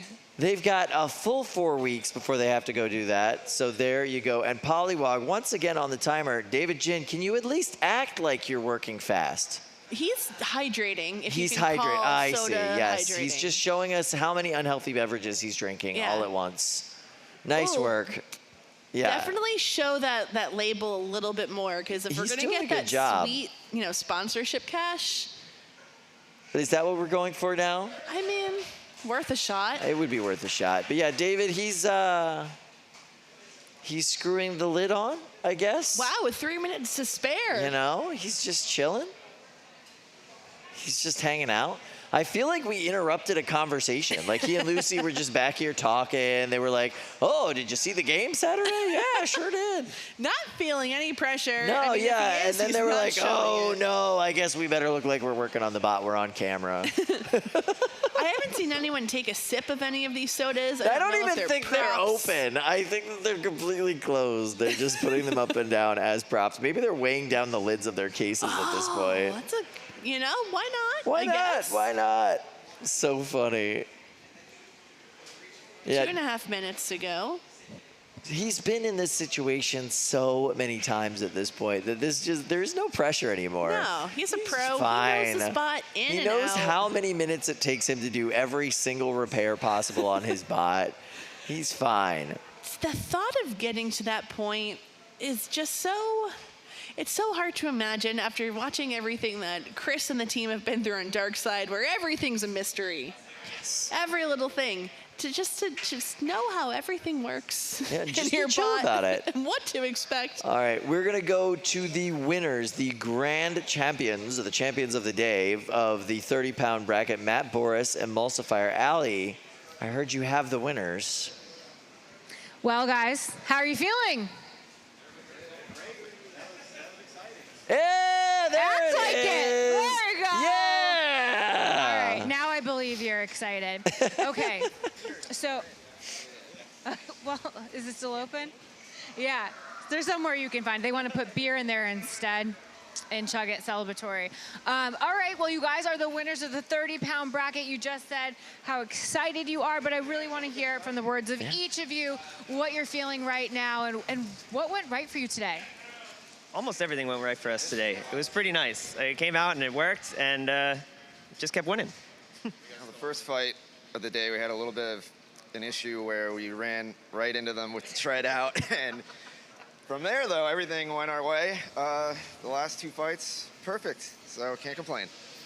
Yeah, this is an old robot from the December finals, so we didn't even rebuild it, just brought it here, and kind of a last-minute decision to come here and compete, so we're thrilled to win it all. Well, they wanted me to ask you this, but I have a good feeling if I know, since you just already discussed putting the beer in the dumpster. It's been a very long day. How do you wrap it up? What do you do now? Do you go to bed? Do you not? What do you do? I think we got a lot of driving, actually. Oh, yeah. Where are you headed home to?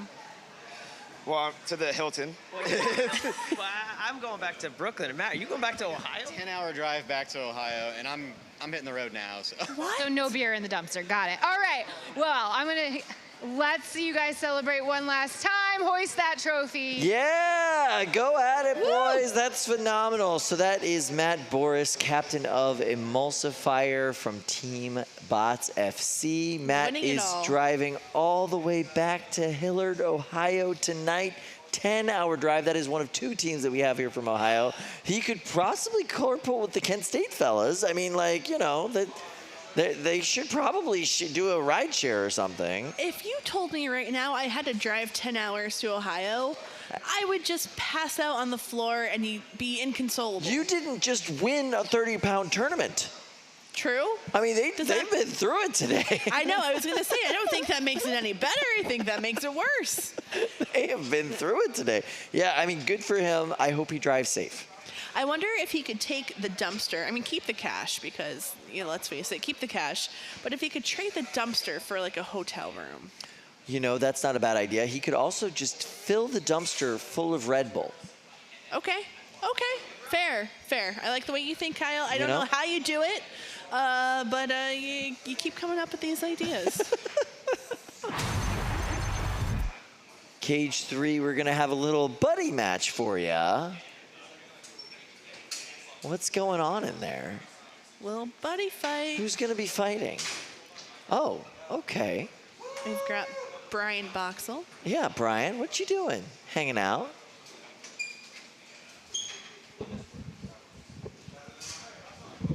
Brian Boxel, we're in lots of sponsorships now. Looking good. Hi, what you doing today, Brian?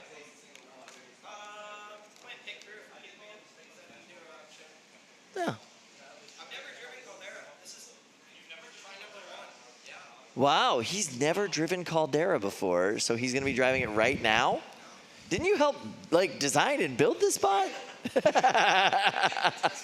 8, Wow. 7, 6, Oh, that's 5, really funny. 4, 3, 2, I would have just 1. assumed. Fight, me too. robots, fight. Whoa!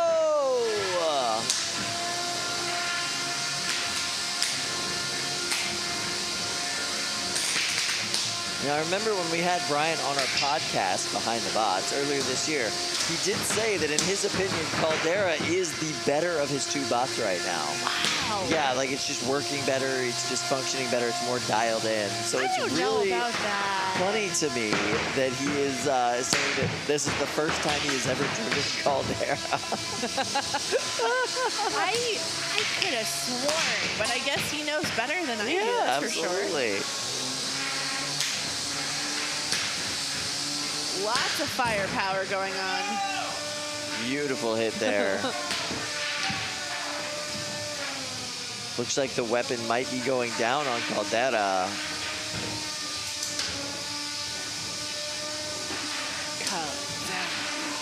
There's no other way to say it, honestly.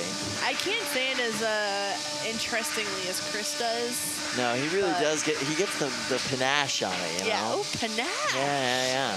Panache. I'm 40, I use classy words.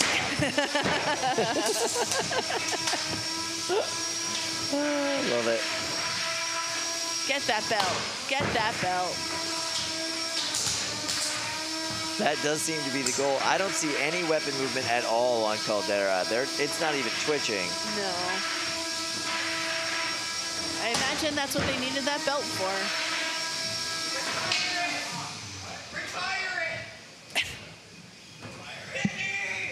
Brian is begging to be hit. He said, retire it, hit me. Glutton for punishment. I don't understand it, but fine. Yes, that's what we all want to see. I mean, go for it, bud. Maybe it's like a Viking funeral where you know, say goodbye to something by setting it ablaze and drifting it off into sea. Or maybe this is a strategy. Maybe he's just trying to get his opponent to burn himself out, attempting to destroy. With Brian, you never know. You know it's true. Brian, by the way, not from Pennsylvania. Brian Boxel, not from Pennsylvania. No. Definitively not from Pennsylvania. From Boston. Huh. Yeah, Very Massachusetts. different. Completely different state. Both in the Northeast, Yeah, fair. but very different places. There we go. That is the There you end have of that it. fight. Brian was here pit crewing for people today, hanging out, helping. Not competing. He's already qualified. He's qualified. He's resting. The fact that he's here after Battlebots when he doesn't need to be is baffling. But I don't you know understand what? it. Yeah, it makes no sense. This is fun for them. You were at Battlebots for a week. I was. And you and Chris came back sick. Yeah. And wrecked. Very sick. Exhausted. Like, utterly shredded. I mean, you needed a week off after that. I did, and I will say every moment I'm up here is a struggle to not be coughing. Oh no! All right, Still we trying to gotta- get that desert dust out of your lungs. It's So just we're in gonna go to a grudge match in Cage 2. 8, 7, 6. But what's happening? Could be Warheart. Yeah, it looks like it. I can't see the other bot. No. Fight, robots, fight. Warheart is so fast. Oh, and that was the winner of the bot rumble, I believe. Yeah, I agree. Ow. Oof.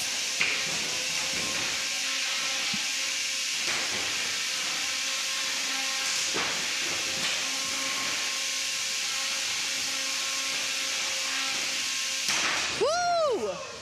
Lovely. I love any hit where both bots immediately fly in opposite directions. Yeah, and when all the weapons turn off after the hit too, makes it just that much better. Preferably, I like it when the weapons stay on, but But there's more drama, you know, when the weapons just like immediately shut off.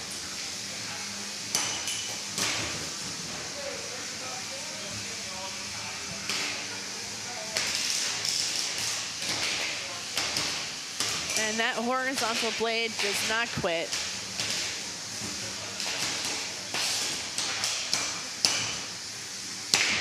Whoa, okay, all right, sending itself flying. But sometimes you gotta sacrifice yourself a little bit.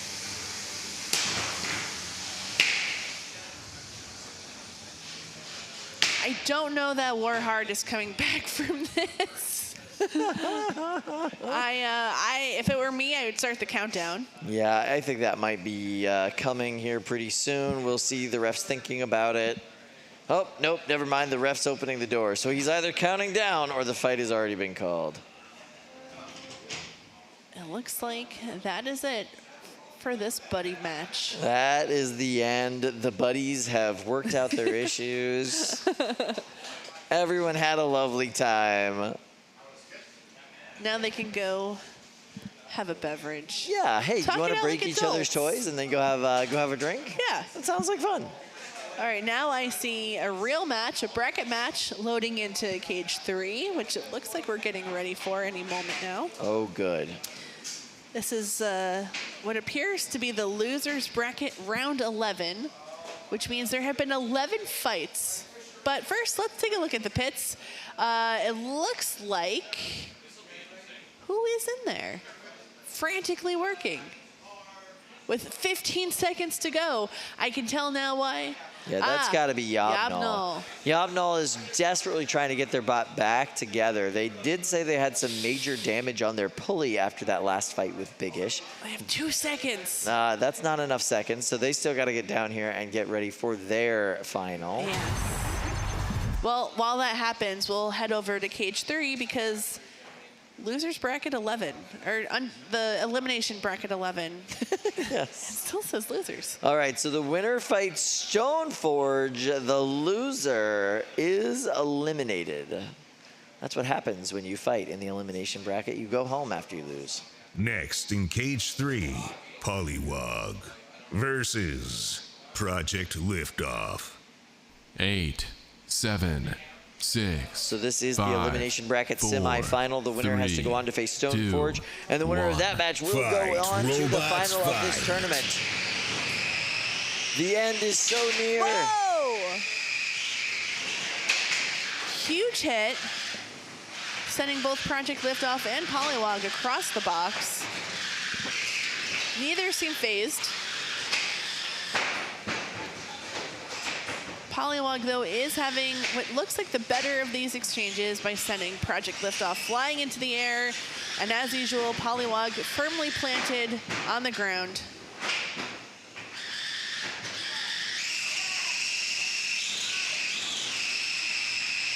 Project Liftoff trying to get up to full speed. Polywog appears to be picking their moments, but also having a little bit of a battle with the mini-bot wedge from Project Liftoff, who's proving to be a formidable annoyance. Annoyance, yeah, good one. Good word, good word. I like that. An annoyance with panache, Kyle. Project Liftoff just so scary all day today. Massive hits. So much is riding on this match right here. Whoever loses goes home. They no longer have a shot at tonight's Golden Dumpster. Of course, they'll be back here in December, but they want to win tonight. December is a month away.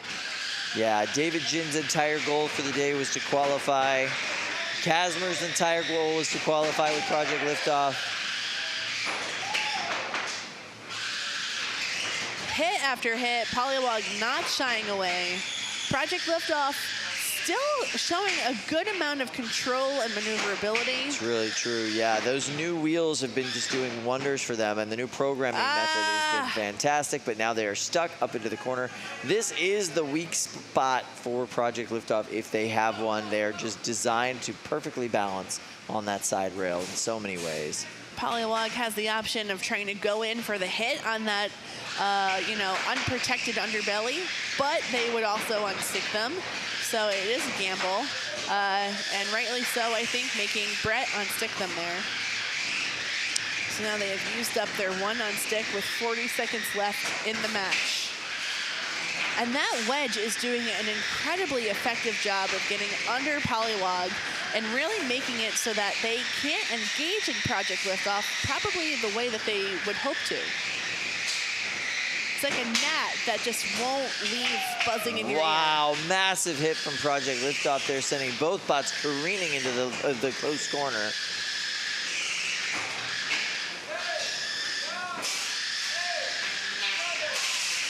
This one will go to the judges. 3 seconds left. Not where you want to be at this point in the tournament. No, that is a tough match for the judges to call. Yeah, tough match, but also definitely not where you want to be at this point in the tournament. You want to be winning by knockouts. Yeah, so you want it to be decisive. Immediately heading back and doing your 20 minutes to get your bot working again. Both of these competitors very happy with their performance. There wasn't a ton of maybe visible damage to either bot, so hopefully, they'll have an easy time back in the pits, whoever moves on. But man, they both left it all out on the box there, and I think they can be proud of their performance today. Absolutely massive hits with Project Liftoff in the box almost every single time. Those ricocheting hits, too, are just so incredible, where they bounce off the wall and go right back into their opponent. Super impressive. Let's go to our judges. Derek, we're going to start with you, bud. I'm so sorry, but who won that fight? What happened? I think this was one of the closest matches of the night, because both bots were clearly, by the end and during the entire match, essentially at top form with no real damage done and massive hits all around. Personally, I think LiftOff edges it barely, just because of that mini bot doing a huge amount of control. Yeah. Fair enough. Fair enough. Yeah, tough call. Appreciate your opinion on that one. Alon, what are your thoughts? What's going on, buddy? Yeah, again, more of the same. I had Polywog win for a while, but the mini-bot on Project Liftoff has just been doing such a good job and swung a control point.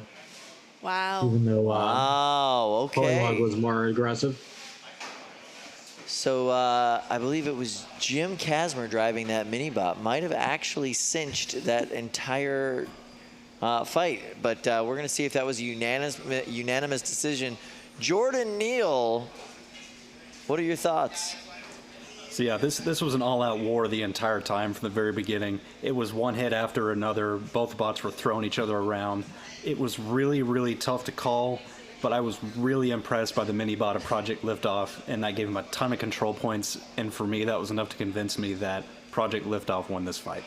Wow. Sometimes your mini-bot is a liability, and sometimes it wins you the entire fight. Absolutely amazing. Project LiftOff will go on to face Stoneforge in the next round. That will be the elimination final. Right now, we are going to go get a message from our sponsors.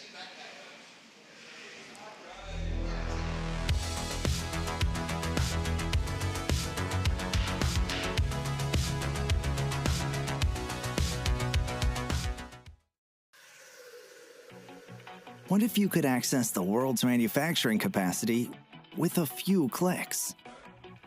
What would you build? Xometry puts manufacturing at your fingertips. Get instant online quotes on 3D printing and CNC machining. And access thousands of manufacturers worldwide.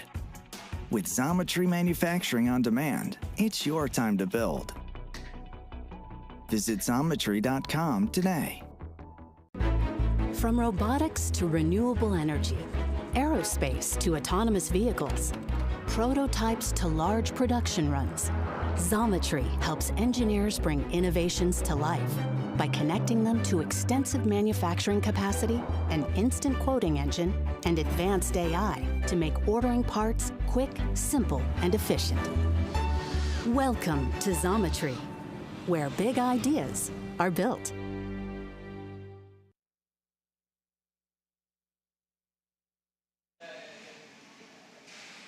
From robotics to renewable energy, aerospace and autonomous vehicles, prototypes to large production runs, Xometry helps engineers bring innovations to life by connecting them to extensive manufacturing capacity, an instant quote engine, and advanced AI to make ordering parts quick, simple, and efficient.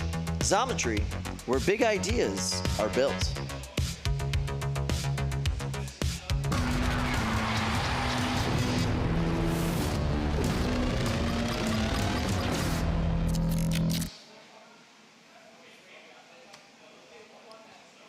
Welcome back. We are now in the long part of the evening, the weird part of the evening. Yeah. This is the part where we're almost to the end. We're almost to the end of the 12-pound bracket. We are almost to the end of the 3-pound bracket. Everybody still gets 20 minutes between their fights to repair their bots, charge their batteries, get themselves back in place.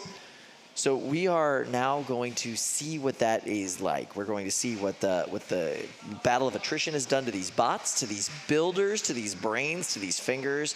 And yeah, and we are going to basically stall for time as much as humanly possible, try to get as many entertaining things up here as possible for you. Kyle, I've never been here during the weird part of the night. You're never, right. Ever. Wow, welcome. It feels pretty good. It gets really weird. It does. I don't know. Do you have any ideas? I'm not thumb wrestling you. All right, factoid, grand final of Son of Kram. If they win the entire 12-pound bracket. That's not really a factoid so much as the purpose of this match. It is what we have been working towards since 10 a.m. Exactly. The 12-pound division has been so competitive today. We've seen amazing fights. Absolutely phenomenal performances from all of these bots, but we are down to it with Son of Kram versus YOB GNOL. Next in Cage 1, YOB GNOL versus Son of Kram.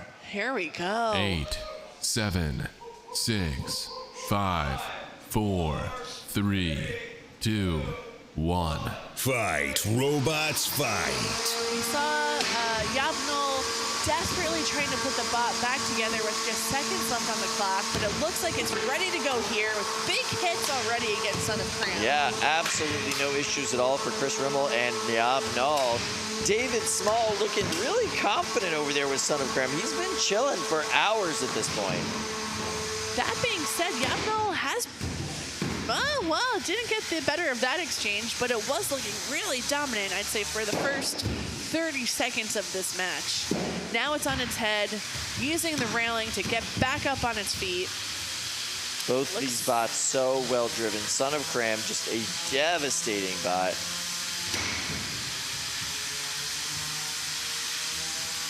Is there a drive issue now going on with Son of Kram? Might be, might be. Now, if YOB GNOL is able to win this fight, there will be another fight that happens immediately after this. The way double elimination brackets work is the winner of the elimination bracket, if they win in their first fight against YOB GNOL, they have to win yet again to actually clinch the grand championship, which is where the real drama ends up happening in these parts of the night. You would not, maybe you would be, maybe you wouldn't be surprised how often that rematch ends up happening. Yeah. Where the winner of the elimination bracket ends up beating the winner of the undefeated bracket and then forces a rematch. It's pretty often, at least. It's pretty often, at one bracket every event. Yeah, and it does lead to some really interesting best of 3 scenarios between those bots. Pretty even here in the first almost 2 minutes of this match. It Weapon looks like on Son of Kram definitely getting the better of a lot of these exchanges. Yeah. But as far as driving and control goes, Son of Kram doing a phenomenal job.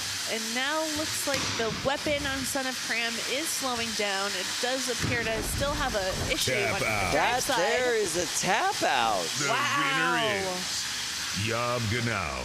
So that means we are going to have that situation where they're going to go back and repair their bots and come back and do this whole thing again.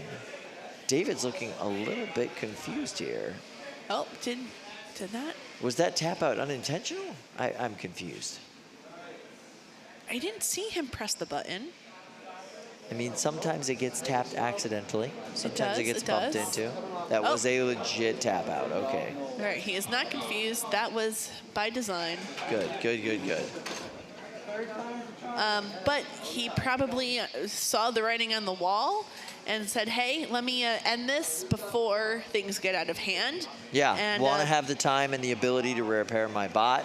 And if I lose by knockout or if I lose after a 3-minute match and a judge's decision, I might not have enough bot left to win. But look at that first volley of hits from Son of Kram. But after that, it is all YOB GNOL. And yes, Son of Kram did have some excellent driving, some good control in there. But as far as those weapon-to-weapon hits, YOB GNOL was getting the better of them almost every single time. It's hard to imagine that YOB GNOL lost earlier to Son of Kram because it did look fairly dominant for most of this match. Now, when they fight again, that's it. It's one and done. There's no rematch after that. Absolutely. Whoever wins the next fight between YOB GNOL and Son of Kram, that is the winner of the 12-pound bracket. So they've got 20 minutes starting right now. And once they get done with that, they're going to have to get back out here and fight one more time. That will be the end of our 12-pound tournament for today. The winner will walk away with a golden dumpster and $1,000. Not bad. Not bad. Not bad at all. All right, guys, we have had some great fights today. If you are just joining us, we have some great fights to go back to. This is an instant classic from earlier today. Check it out. In Cage 3, Sustenance versus Chainsaw Kitty. Chainsaw Kitty is a true rookie here. This is their first robot. This is their first build, first competition, and they're doing great. Surviving to elimination bracket round 6 and facing off against Team Dicey here and Sustenance. Chainsaw Kitty is an absolutely custom-built robot. Sustenance here is a pretty conventional egg beater. Sustenance also is a true rookie. These are 2 brand new builders. These are their first fights ever of their careers. Incredible. Wow! Another roof shot. Huge hit from Chainsaw Kitty on Sustenance, hitting the roof. But I'm going to give it to Sustenance. That's a tough little robot. They survived. Yeah, they're still going. Oh, another big hit. Let's go, Chainsaw Kitty. 1 belt down on Sustenance on the weapon. Oh, and look at this. Dear. Chainsaw Kitty tipping Sustenance up against on its side. Wow! Oh my gosh, Ricky! Look at that Sustenance placement. is stuck in the corner. And it comes down. Wow! From the top rope. Incredible. Whoa, big hit with Sustenance being strewn around the arena. Chainsaw Kitty, 2 big hits in a row. This is a very good driver. Knocking down the lights! Yes! What an incredible fight. All right, I think we're gonna have to pause this match. Are we pausing this match or are we counting them out? Wow, this is a very ominous light just swinging here indeed, Ricky. Yeah, I'm a little intimidated by this. It's one of those horror movie changes the All right, evil look there on is a count out Chainsaw here. Kitty's face. Sustenance here needs to show motion. That is a knockout. Bravo. Wow. Knockout. Keziah, Sky, and Chainsaw Kitty bringing us one of the best fights in the Beatles today. Incredible. Okay, the rookie story of the day, the Cinderella story, if you will. Keziah Sky and Chainsaw Kitty of Team Sleepy Anime Girl Club. They have had the best rookie run of the day. Absolutely loved it. And that match was phenomenal. They took out the lighting grid. They took out the lighting grid and they were like, you know what? We're not stopping. No. Lighting be darned. We're going to keep going. And that they did. Keziah is a true rookie. This was her first bot, her first event. I mean, a phenomenal machine. She works for PCB production. Her interests outside of combat robotics include American Sign Language. She's been a student for 3 years. Wow. She's into VR gaming, and Keziah met her robot team through virtual reality.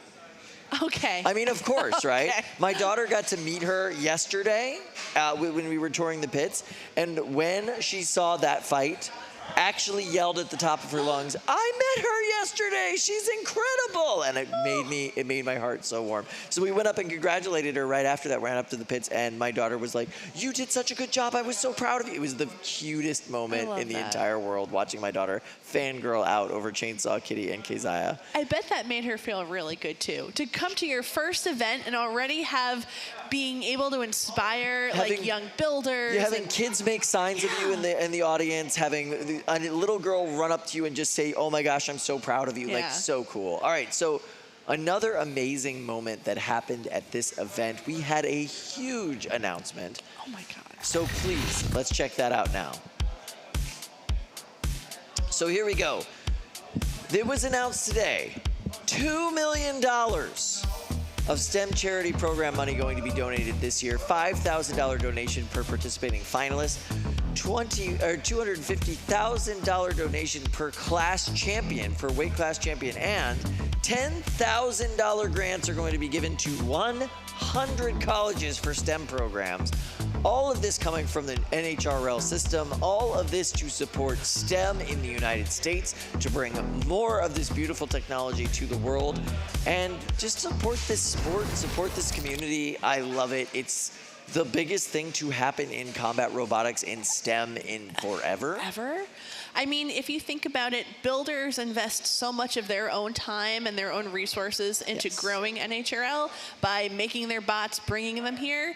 This is NHRL showing, hey, we're going to invest back in the community and with you, and making sure that we grow this community in the right way, in an inclusive way, and making sure that this is not just something that only certain people can do, but is available to everybody. Yeah, and giving these builders a opportunity to be philanthropic in such a big way is amazing. You know that these builders all come from unique backgrounds, unique trainings, and maybe they see a place that needs a little bit more support, needs a little bit more money, some place that could help just that many more kids, that many more people if they had just a little bit more resources, and they are able to direct that there. It's so cool. What a great idea. It's amazing.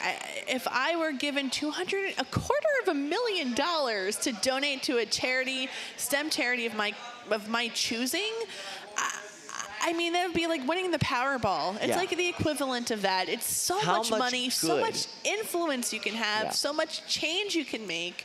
Literally, you could change people's lives with that money, and it's phenomenal. Easily. It's you can change the phenomenal. trajectory of people's lives.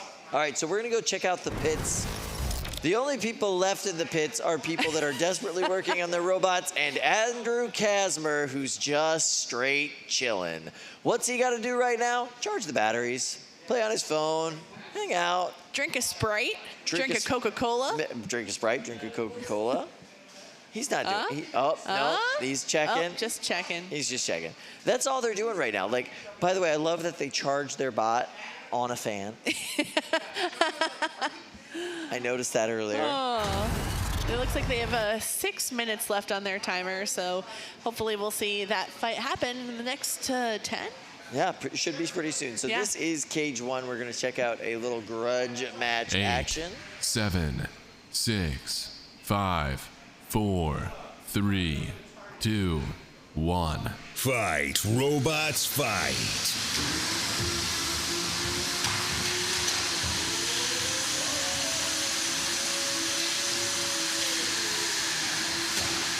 Looks like we got 5 bots this time. Not quite as many as the grudge match we just saw, but formidable nonetheless. Yeah. Got a little chubby unicorn bullying action going on. I was sad to see Chubby Unicorn going out in a forfeit earlier, but I'm very happy to see that it is back in action in this grudge match.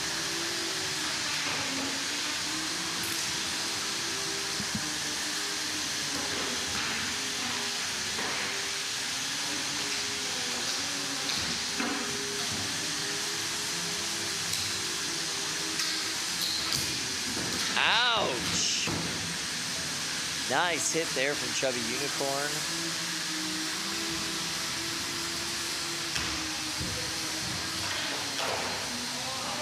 Oh, that wheel is no longer attached. That's not good. You need that wheel. We've seen this bot lose a wheel throughout the day, and it doesn't work. It just it needs that wheel to be as effective as it's looking to be. But you know, in a grudge match, what can you expect? It's gonna happen.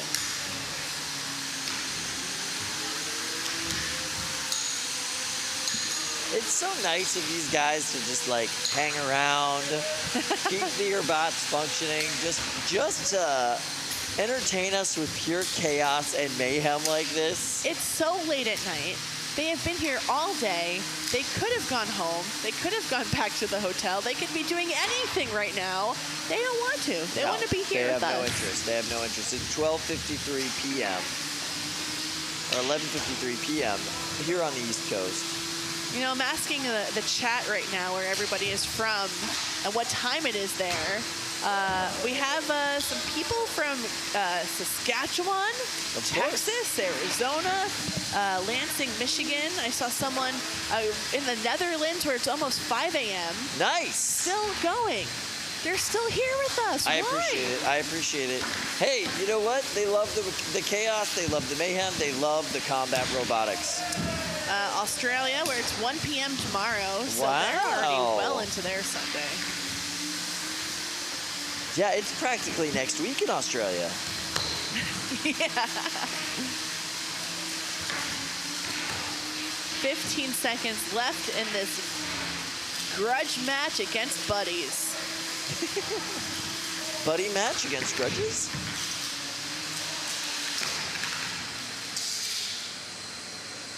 And there we go. A clear winner in that match.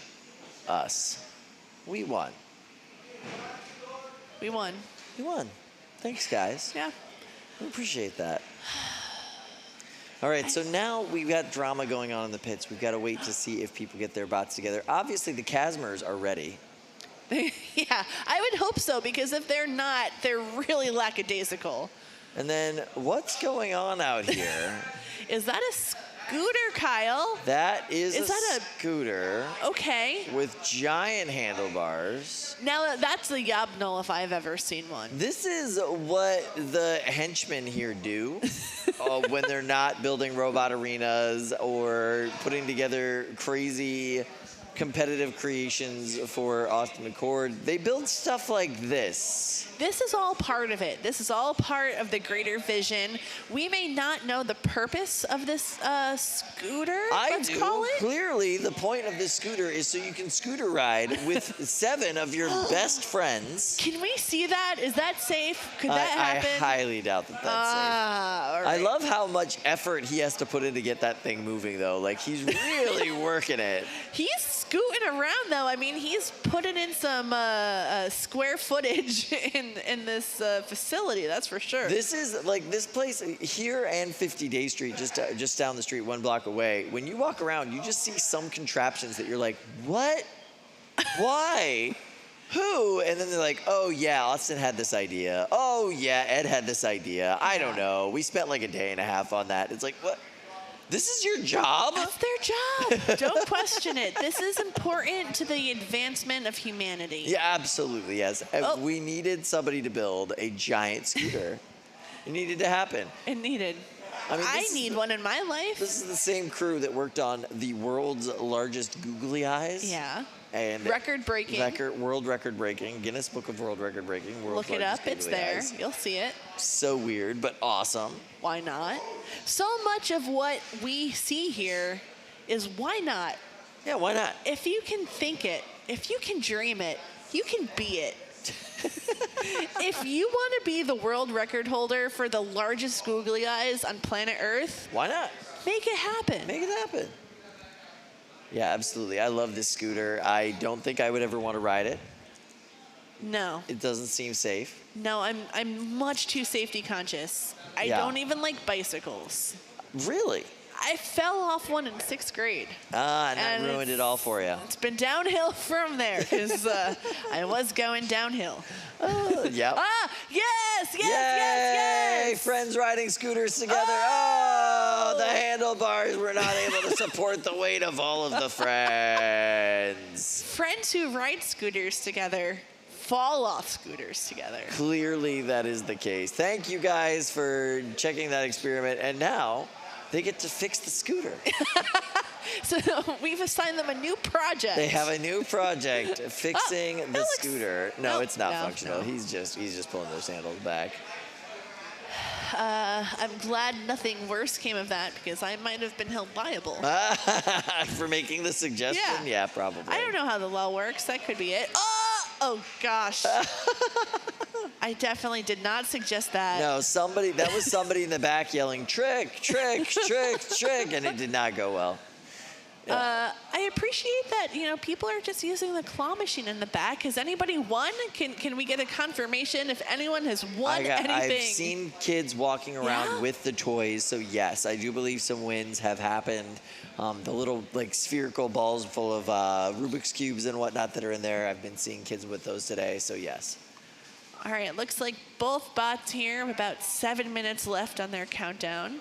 Son of Kram and YOB GNOL. Whoever wins the next match, of course, takes it all. I do believe that sweater was Izzy Sow, who was coming in to help. Izzy is always there to lend a helping hand. She was instrumental in getting the first version of Darkside last year off the ground. Yeah. I have to imagine she was involved in some way this year. Maybe even alternate side. What I love about Izzy is when you ask Izzy, oh, do you know how to do this? And Izzy's like, I mean, I've done it 4 or 5 times, so yeah, sure. Programming ESCs. I've done it 4 or 5 times. Sure, no problem. I'll give it a shot. Oh, we need to respool these motors. Well, no, I've done that a bunch, so yeah, here you go. All of the experience is in that brain. It's pretty funny. We have a super chat here from Ian, who I think took my little motto a little too far.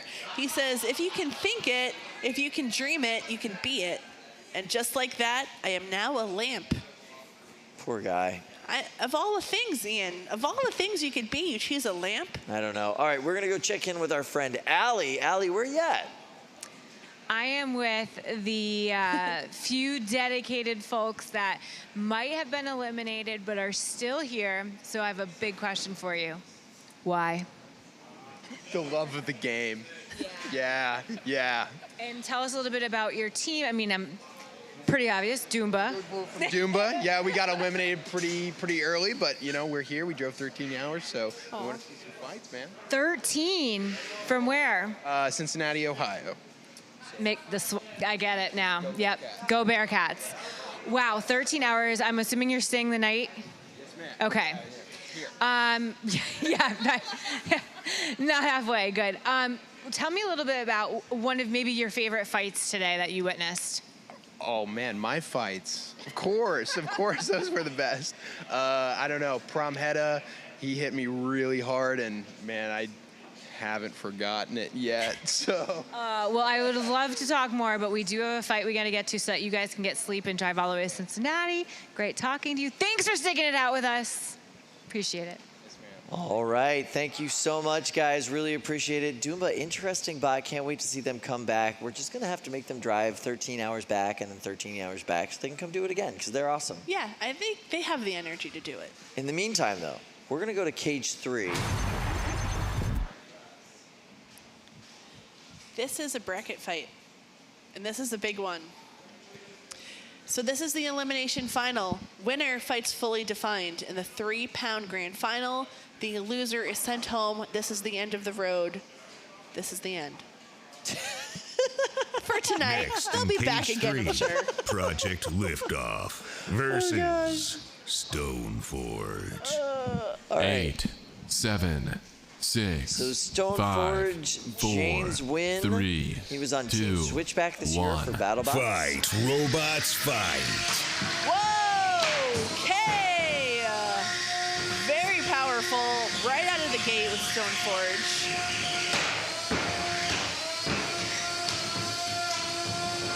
Implementing the strategy perfectly. Do not let Project LiftOff lift off. Do not let them spin up. Do not let them get any traction. It is the only way to defeat them, it seems like today. And Stoneforge also trying to make quick work of the mini-bot that was so instrumental in their win against Polywog. Project LiftOff, 40 seconds into this match, already using their first on stick. That is not the position that they want to be in. No, but now they are up to full speed, and Stoneforge is on their head. Oh, nice work there from Stoneforge. Stoneforge. That weapon might be hitting the floor. I think they're upside down. Yeah, they're upside down, weapon grinding on the floor, and now Project LiftOff bouncing off the walls, getting to a position where they can possibly have some level of control. That mini-bot still trying to be an annoyance, still trying to be that blocker in between Stoneforge and Project LiftOff. And when it can get there, it's very effective. But Stoneforge has so far been able to do a better job of avoiding it than Polywog was.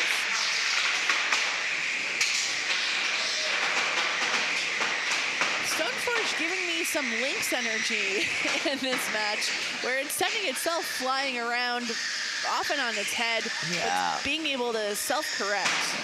Whoa! Nice hit there from Stoneforge, lifting Project LiftOff clear into the air. Project LiftOff having trouble getting up to speed now. Mainly just because they're not given much of an opportunity. Stoneforge is all over them. Stoneforge really trying to just steer clear of that mini-bot and go right for Project LiftOff, and has been very successful so far. Setting it through the air like a frisbee. Like a little spinning top.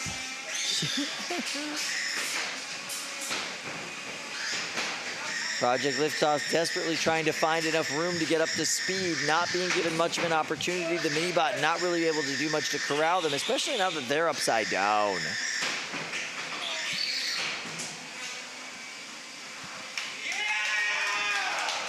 Project LiftOff stuck again. Can they free themselves? They can. They have no more unsticks from Brett, but it doesn't seem to matter. There's 10 seconds left. This one will go to the judges. I cannot imagine it going Project LiftOff's way. Dominant performance by James Wynn and Stoneforge. James just punishing in that match. Absolutely phenomenal.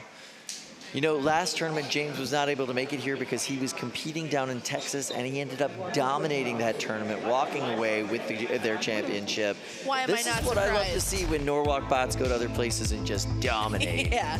All right, let's check out this replay. So much flying. I think there's got to be some frequent flyer miles involved in here. He just likes to toss the frisbee around, you know? That's all it is. This is the only strategy that works against Project Liftoff. You can't let them get up to speed. You can't let them get up to speed. You can't let them get any sort of control. And once you do, it's over. It's absolutely over. All right, so this goes to the judges. We're going to start with you, Jordan. Jordan, who won that fight? Jordan, you got a case of the mutes, my friend. Try the unmute button. How's that? That's much better. Let's try That's it now. what I'm talking about. Okay. Okay, so that fight was all Stoneforge, I think, after about the 90-second mark. I mean, they were on Project Liftoff like a cat on a hot tin roof. Just keep them in the corners, blasting away at that mini-bot. I think that Stoneforge got them in all categories, and they got the win. Fair enough. Thank you so much. I really appreciate it. Alon, what are your thoughts there? Yeah, I mean, they had great aggression on Stoneforge. They controlled that match perfectly. And it looked like Project Liftoff took some damage, the mini-bot as well. Yeah, I mean, overall Stoneforge. Will it be unanimous, Derek? To me, it was a fairly clear Stoneforge victory. They were dictating the entire fight. Even when they were upside down, LiftOff couldn't really capitalize. All right, unanimous decision. Stoneforge, not surprised to hear that at all, so they will be moving on. That means Project Liftoff going home for the day. Going home. Qualified.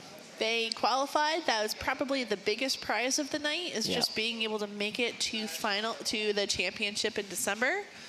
But All right. let's go over to Allie with the winner.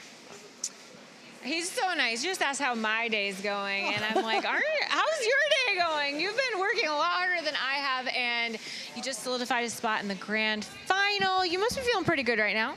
Yeah, I feel super good. I get to fight one of my best friends, Ian. So I actually went to high school with him. So I went to high school with him, did robots with him for what, like almost 6 years now. And so we get to fight in the finals, which is a really awesome feeling.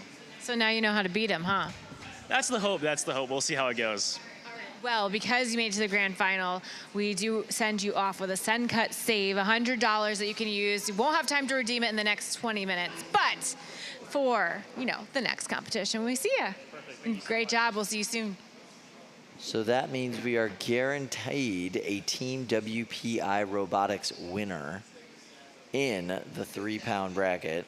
We don't know who it will be, though. Will it be Stoneforge, this year's Robotica champion, or will it be Fully Defined, a bot that we have seen improve so much over the last 3 years here at Norwalk?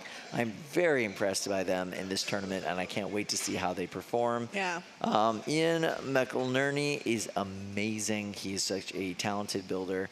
Fun story. So WPI Robotics student, his name Fully Defined because it follows the life cycle of a SolidWorks sketch. Yes, Ricky was explaining to me how CAD works. Yep. Because it's not my jam. You don't CAD much. I don't CAD. It's not a secret. Yeah, I CAD, but like sets for theater and film and stuff. So I've used lots of CAD for that, not really for combat robotics. So I do understand all of those terms and how they work, but yeah, I've drawn automations before. Oh, that's cool. Yeah. So have you ever achieved fully defined status? I have indeed had to achieve fully defined status on several things. Have you ever achieved over-defined, which I learned is not coveted? It's not ideal. Yes, I have, and that's when I was told to stop doing that and give it to the drafting department because my project management was needed elsewhere. Fair. Yeah. Fair. All right. I like it. So, yeah, WPI one way or the other, but who will it be? Yeah, tough question. Both these bots have been doing phenomenally today. Both of them have a very good chance of walking away with it. hard to say at this point. Unfortunately, over here, I don't have admin privileges on the YouTube live chat, or I would ask for a poll of who you think is going to win. So although I can't do it officially, if you're watching, get in the YouTube live chat and let us know who you think will win. And very unscientifically, I'll see who I think is mentioned the most. Yeah. And we'll try to pull you that way. Basically, whoever spams the chat with the same answer the most wins. Oh, please don't do that. Please don't do that. Please don't do that. Go ahead and do it. All right, guys, we have seen so many great fights today. We have another instant classic for you. Let's check it out. 3, 2, 1. Fight. Robots fight. Beetlejuice, Pramheda. This should be explosive. Yeah, I think it's going to be a little bit ridiculous. Ooh, I can feel that in my teeth. Those weapons spun up. You gotta love it. Beetlejuice, one of the bots from Ohio, the Kent State team. We have seen so much improvement on this bot since its first showing here, when it really did struggle to drive. And now this thing's dishing out massive hits. It looks super reliable, but it is going up against a dominant performer and multiple-time champion in Pramheda, and now it's missing a wheel. Oh, it's very unpredictable now, but that weapon is still working. Working beautifully. The armor's still working. Oh! Pramheda full send with the weapon, knocking Beetlejuice back into the corner. That armor package is completely bent on the left-hand side of Beetlejuice. Pramheda is upside down, but everything seems to still be working. They're doing a little, yeah, they just did a self-right, bouncing off of that large side rail. Whoa! Wow, where did it go? Picking his shot and launching Beetlejuice up into the corner. They will get their save from Fluffy, the house bot. Fluffy is not a gentle helper, but he's still a helper nonetheless.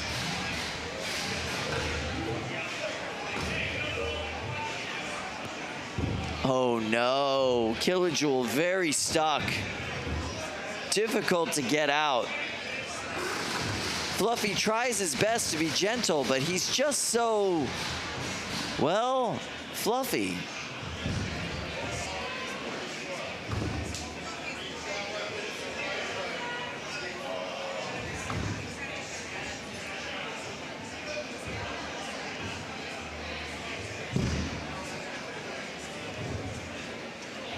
This match is still going, but what do we have? We have a tap out.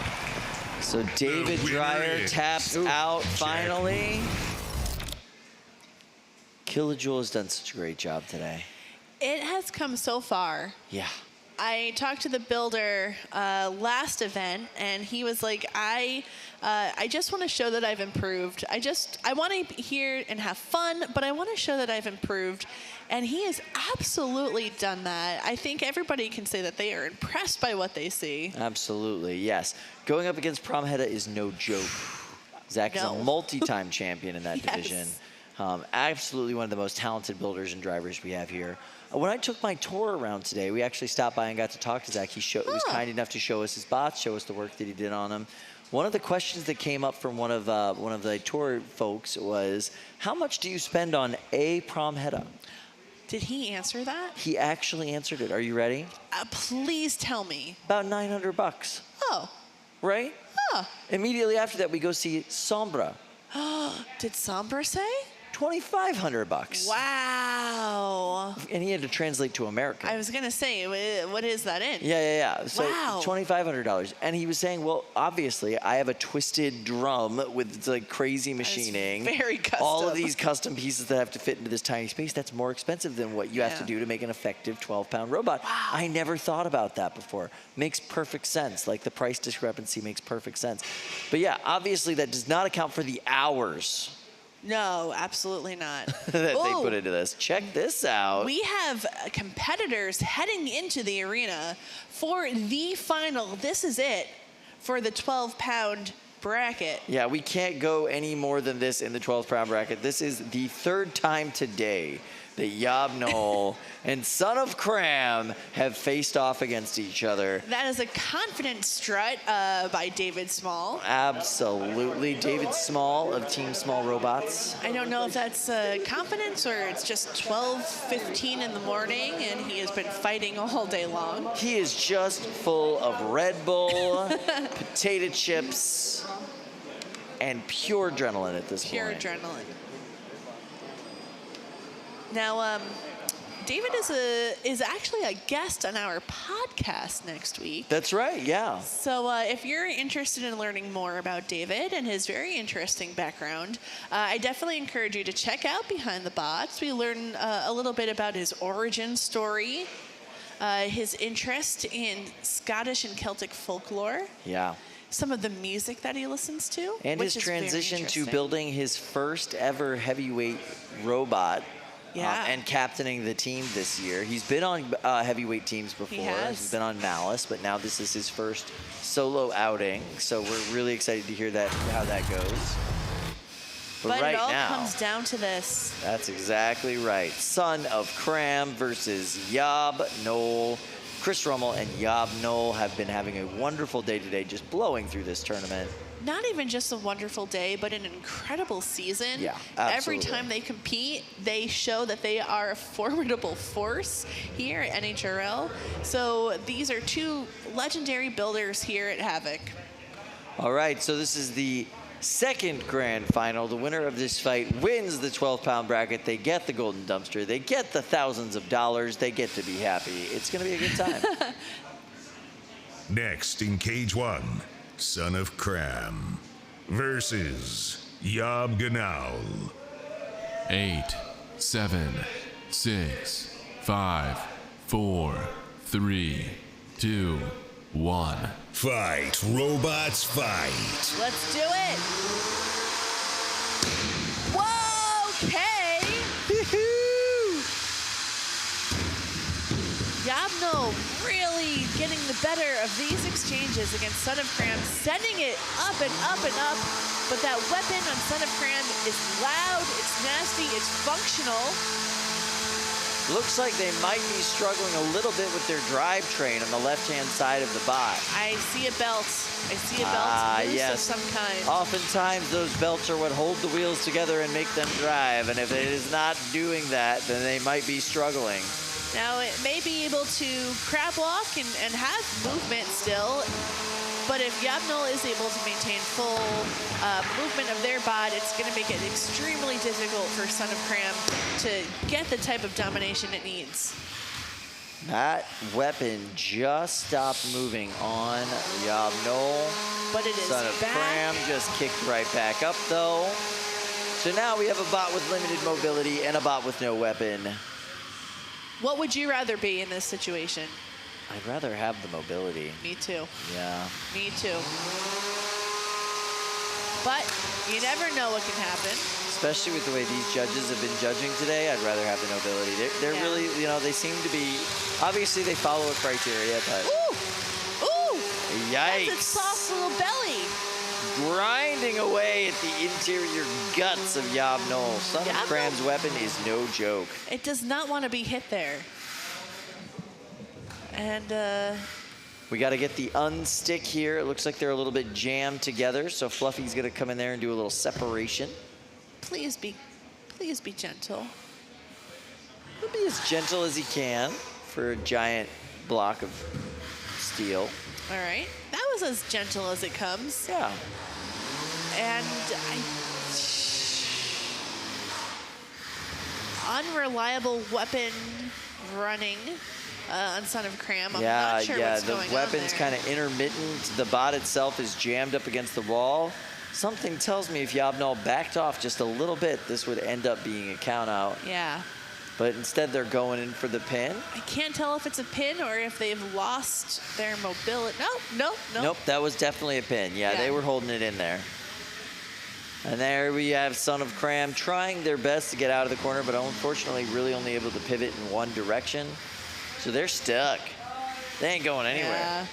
I think that, well, there's 12 seconds left, but I believe they're being counted out regardless. knockout. Wow, and now we have it by knockout. YOB GNOL. The long boy themselves. David runs over to give the champion a hug and congratulate him. Wow. Amazing. Chris Rummel and YOB GNOL win the 12-pound championship, the final. They are walking out of here with a golden dumpster. Honestly, from the beginning of this match right through the end, this was YOB GNOL's. Son of Kram did what they could, but I think it just wasn't enough. So, Once that drivetrain went down, yeah, just nothing they could really do. Especially considering the mobility on YOB GNOL. And there's David. He's totally fine with it. He knows how that fight went. Oh, yeah. Well, hello. Hi, Luke. I like this very jazzy, like NHRL After Dark music. This It great. is kind of nice, isn't it? Yeah. I like how you just appeared in the middle of us. Yeah, well, I mean, I wanted to watch this fight. It was a pretty good Got fight. the best seat in the house, Guile. It's true, yeah. You guys have been killing it. Lindsay, you're so good at this. Hi. So, Luke, how you feeling? You've been through a lot today. You've been announcing for, what, 17 hours? No, I've had an easy day. Yeah. Today's pretty good. It's a pretty good day. I wanted to sit in and maybe see the last two fights of perhaps two fights of the night in the Beatles. Yeah. Yeah. Should be interesting for sure. That division has been amazing today. Yeah, so let's see. Am I up correctly on the brackets? It's going to be a rematch between Fully Defined and Stoneforge in the finals. That is correct. WPI versus WPI. WPI versus WPI. Two kind of officers there at the top of Team WPI. Stoneforge is the president there, That is correct. Of Team WPI. And Ian, also one of the kind of big dogs in the team. Now, I heard that if either Stoneforge or Fully Defined have to forfeit this match, their position will be immediately assumed by Serial Killer, which is the next ranking bot on the WPI team. Oh, that makes perfect sense. Yeah. Well, I mean, certainly in our hearts. In our I mean, listen, we got to start selling Serial Killer shirts here. We're going to make all of Austin's money back. It's going to be great. Anthony D'Ambrosio, are you listening? Yeah. I'm thinking really cool cereal, maybe bowl with milk or something, That plastic spoon that holds the entire bot together. One plastic spoon. Guys, let's go ahead and crown our 12-pound championship. We've got Allie. Let's go ahead and talk to her. I'm not the one you want to talk to, though. You want to talk to this guy. He's got the golden dumpster in his hand. He's celebrating. He did it. All right. That's all you got for me? You've had a long day. But as a lot of steps, I can't even imagine. You're standing up here, the winner taking hold of a golden dumpster. Say that 5 times fast. You must be feeling good right now. You look like you're almost a little shaky. I am pretty shaky. The excitement's in there. It feels good, just as good as the first one. I can promise you this feels just as great as May. It's been such a long day, such a great day.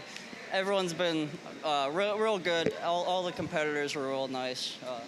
And then you had to fight the same competitor twice at the end. That could not have been easy. It was not. I wasn't really... I wasn't hoping for much because I fought him in the winners bracket and he kind of handed it to me. So I didn't think I really had it in me, but I guess I did. Well, congratulations! I'm gonna get out of this shot so you can celebrate one last time. There it is, the happy dance. Go get some sleep. Nice job, Chris Rummel. Go get some sleep. He's got to go all the way back to Nantiglow, Pennsylvania. Yeah. Is that a real place? Yeah, it's a real place. All right. So there we see Stoneforge is being soldered. Oh, that's inauspicious here. We've got 4 minutes and 30 seconds left. Yeah, and the soldering iron is out. That seems... Do you want to be soldering at 4 minutes left? No. No, that's not great. No. No, that's not ideal. Yeah, let's go back to this live look here in the pits. Why? What's going on? Yeah. Now, I noticed that he is not drinking Sprite. He's not drinking Coke. He's got core power. Core power, yeah. Yeah, James Wynn, he's a power lifter. Yeah, so that is pure, carbs and protein. You can see the 42. You know what that is? 42 ounces of protein up there from core power. Grams, 42 grams. 42 ounces of protein. It's 42 ounces. Wow. You can't consume 42 ounces. No. Inside they've squished like 9 steaks. That's 42 not ounces how worth of steak. Science works. Down in there, and then you just squeeze the steak out, just like toothpaste. That sounds like a horrible product. No one would buy that. People would buy steak toothpaste, That is Kyle. not a thing. No. Okay, if I got like a Costco-sized steak toothpaste, I'd be eating that every day. I hate this. You know what I'm saying? Such a good idea. This is not a good idea. And All right, I'm like- gonna pitch this idea to Austin McCord. He's a venture capitalist. Okay. I think Austin is never going to I'm gonna talk call to you it. again. I'm gonna call it steak paste. Okay. No. Obviously, James is trying to keep I'm his buying the protein. domain name tonight. I'm gonna buy steakpaste.com. All right. Obviously, James is trying to keep his protein count up while he's at this competition. When most of the food that is around is potato chips. You need steak paste. So yes, he is drinking a protein shake with 42 grams. Lindsay loves this idea of protein in it. Just squeezing the steak. It's just in liquefied form, you know? That sounds so It's shelf unappealing. stable, okay? I love steak. But I'm that pitching sounds a horrible. $1 billion idea here, okay? Wow. Yeah, why get an energy drink? Why get a protein shake? Pick when up you a can steak just get paste. a steak paste. Austin is going to avoid eye contact with you until the end of time so he can avoid talking about steak paste at all costs. Okay. Aaron Hill has a comment actually on this. Okay. If you don't buy that domain, it'll be a mistake. Thank He's you, not Aaron. wrong. All He's right. not wrong. But yes, so but to your point earlier, James Wynn is a power lifter. Yeah. He likes lifting He's pretty things. yoked, all I right? don't know He what needs to steak believe paste. anymore. I don't know what to believe. Yeah. All right. Good. Okay. You guys think I'm joking? I'm gonna get an email address. hello@steakpaste.com. All right. Oh, Email everybody. Minute and a half left here. And the Look at this inferior protein product. Okay. Core power, awful. All right. You want 42 grams or 42 ounces of protein? Here's the thing, core power, that tells me nothing. I have no idea by the name of it what core power is. No. You tell me it's steak paste, immediately I know what to expect. Yes, yeah, you know exactly what you're buying. It's terrible idea. In advertising. You're only supposed to eat as many grams of protein as pounds of weight you have in your body, right? So that's not a thing. All right, Can't here's what we do. All right, we get like a 50 ounce, steak paste size. All right, you can eat like half of it a day. It'd be great. James Wynn looks like he's maybe like 160 pounds. That means he's supposed to be eating 160 grams of protein, not 45 ounces of it. Aaron Hill, do the conversion for me. How many steak pastes per day does James Wynn need? James Wynn is down to 23 seconds. He has legitimate work to do. We're here talking about steak paste. Of course. I'm just trying to keep the guy happy. Look, he's screwing the top plate on right now. You can see he's legitimately screwing the top plate on. Not the meme way. He's like actually doing it. We're in good shape. Yeah, I have to admit, when I saw soldering 3 minutes ago, I was a little concerned. Yes. But, Look at this. We're down to no minutes left. I got to tell you, I'm still concerned because I saw soldering 3 minutes ago. Yeah, that's true. that top plate, who knows what that means? Yeah. No, exactly. Well, he could be screwing that top plate onto a completely non-functioning robot at this point. We have no idea. He's had no time to test it, so we're going to find out. Now, Fully Defined, I have to imagine with the extra time that they've had, they are... Extra time? They've been chilling out for like 2.5 hours up there. I was up in the pits earlier. Ian was just having the best day ever. This is his best performance ever at NHRL. Yeah, absolutely. I mean, he's always done well, but this is a dominant performance from him today. He was chilled out. Let's not forget that this is the biggest field of beetle weights that we've ever had. We're going to say that so often now. I know. Yeah. They're going to be like, oh, you had 100 beetles? Cool. Yeah, Now wow, we you have were bragging about 108 beetles? Like crazy. 412. Yeah. And that's how Norwalk that's the kind of thing that keeps Kelly Biederman up at night, okay? Like, she wakes up and the nightmare is 400 beetles, right? Dear God, it's coming, you know? Yeah. Winter's coming. Right, 400 beetles are coming. Yeah. All right, and look at this. Team WPI walking in. Team WPI versus Team WPI. And we are going to see here who is going to come out on top. Ian McInerney here with Fully Defined. If he is able to defeat James, that will be it. That will be the last fight of the night. If James somehow is able to defeat Ian, we're going to go into a 20-minute repair window and one last sudden death match of the night. So what do you think the chances are? Do you think that James has got a chance against Fully Defined right now? I mean, James has been scrambling for the last 2 hours, fighting back-to-back. Yes. But he's a very good builder. James Wynn appeared on Battlebots this season with Switchback. Yep. And, you know, he's got a lot of experience under his belt. All right, so this is the grand final. If Fully Defined wins, they win the entire... That's literally what I just said, bracket. Gil. Yeah, the factoids at this point in the night are not factoids. It's just what's just like a reiteration. Right It's a reiteration, Gil. A reiteration of why we're here to begin with. Yeah, all right. Factoid, robots, they fight here. There you go. I need a factoid that tells me what a robot is. Yeah. I forget. Yeah. That's fantastic. And look at this. They're closing up the box fast. We could be either 3 minutes or 23 minutes away from crowning our last Golden Dumpster winner of the year. From this point forward, now we're fighting for Golden Bretts. That's sweet, sweet Golden Brett. Wow. It's kind of like, I feel like a little bit, it's bittersweet to like, this is basically the end of our qualifying season, you know? Yeah. We have, you know, they're already qualifying, and here we are, we're about to crown one last winner for the season. That's amazing. The season, it felt like it was started in such a flash with 3 events in 3 months. And now we're here. Yeah. Ian enthusiastically pushing the ready button, standing by with Fully Defined, and there is James. James looking intense. Next in Cage 2, Stoneforge versus Fully Defined. 8, 7, 6, 5, 4, 3, 2, 1. Fight, robots, fight. Weapons up to speed. Fully Defined coming in and dominating Stoneforge right off the bat. Stoneforge here in white, Fully Defined here in black and red. This giant capture robot here.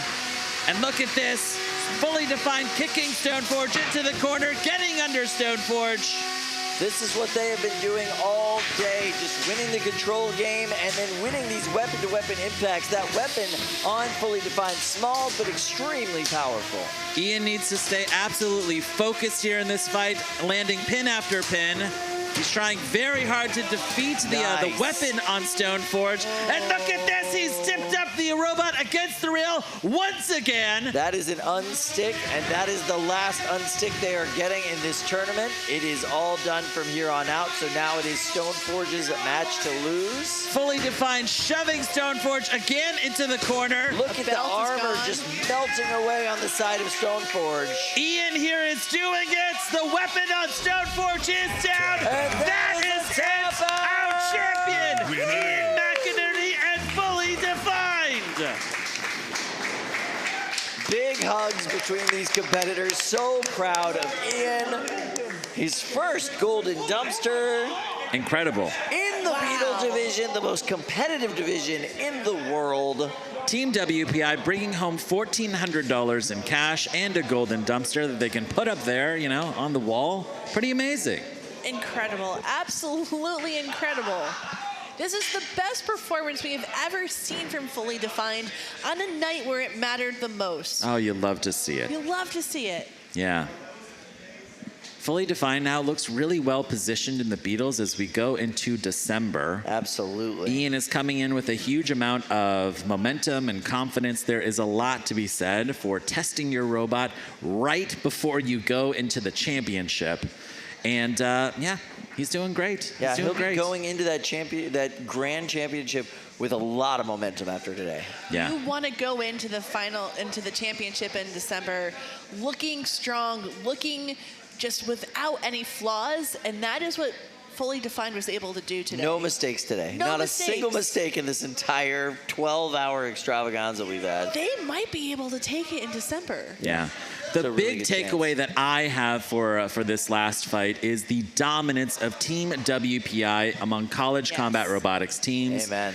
There is a reason why they're doing well. I mean, they have great leadership in James Wynn, you know, like they've kind of passed on the torch to him. But they also have close proximity to NHRL. They're here at every single competition. Take a look here at this replay. Our final fight of the night. Bam. Ian popping Stoneforge in the air and really controlling this match. Stoneforge had sluggish drive, got pushed up against the rail. And look at that, here's a kill shot. Oh, and I saw a belt. Oh, I missed that the first time around, Kyle. Backside, yeah. So if Team WPI is not a democracy, then doesn't that mean Ian is the new president? Yeah, of course. Of course. Ian, you're going to be a great president. Yeah, okay. I love it. President by combat. That's the way it should be done. All right, Allie has the winner. Let's go back to Allie. Allie, what you got for us? I got a very shaky winner here, but it's time to celebrate. Yeah! I think he's too shaky to celebrate. I don't Ian want him to talk celebrates! anything. Celebrate, I'm Ian! gonna hop in there with you. He's got some Royal fans celebrating for him. The adrenaline is clearly pumping right now. You just face off against your friend who I just spoke to, who was pretty confident that he's known you so long he might know what it takes to beat you, but you must know him a little better. Oh, he knows what it takes to beat me, and I know the next Stoneforge will beat me. I'll just have to spin my weapon faster than his, right? How important was it for you to beat him the first time? Because we know it could have gone to that second match. I don't know. James, I just wanted to fight him, really. Like, win or lose, I get to fight James. So I've kind of wanted to do that for, what, a year and a half now? So many fights, such a long day. Wrap it up. What would be, I guess, you could say one word to describe your experience today? Unexpected. Unexpected, that's a good one. I thought you were gonna say shaky. What are you gonna do to celebrate? Do you have a long drive or are you gonna just go to bed? I'm going to sleep. That's the most honest answer I've heard all night. Appreciate it. Congratulations. You can celebrate one last time and get back up there. You only win a golden dumpster once every 2 months. Here you go, celebrate. There we go. Ian McInerney winning a golden dumpster at the most competitive Beetleweight competition on the planet. Everyone, this was fantastic. Our largest event ever, 133 robots. Come and join us next month for the Grand Championships. We are going to be crowning winners of Golden Bretts, the very best 3-pounders, 12-pounders, and 30-pounders on the planet. That's right. Thank you so much for tuning in. On behalf of my co-hosts, Kyle Kroos and Lindsay Bear, my name is Luke Stengel. Thank you so much. We'll see you next month. Bye.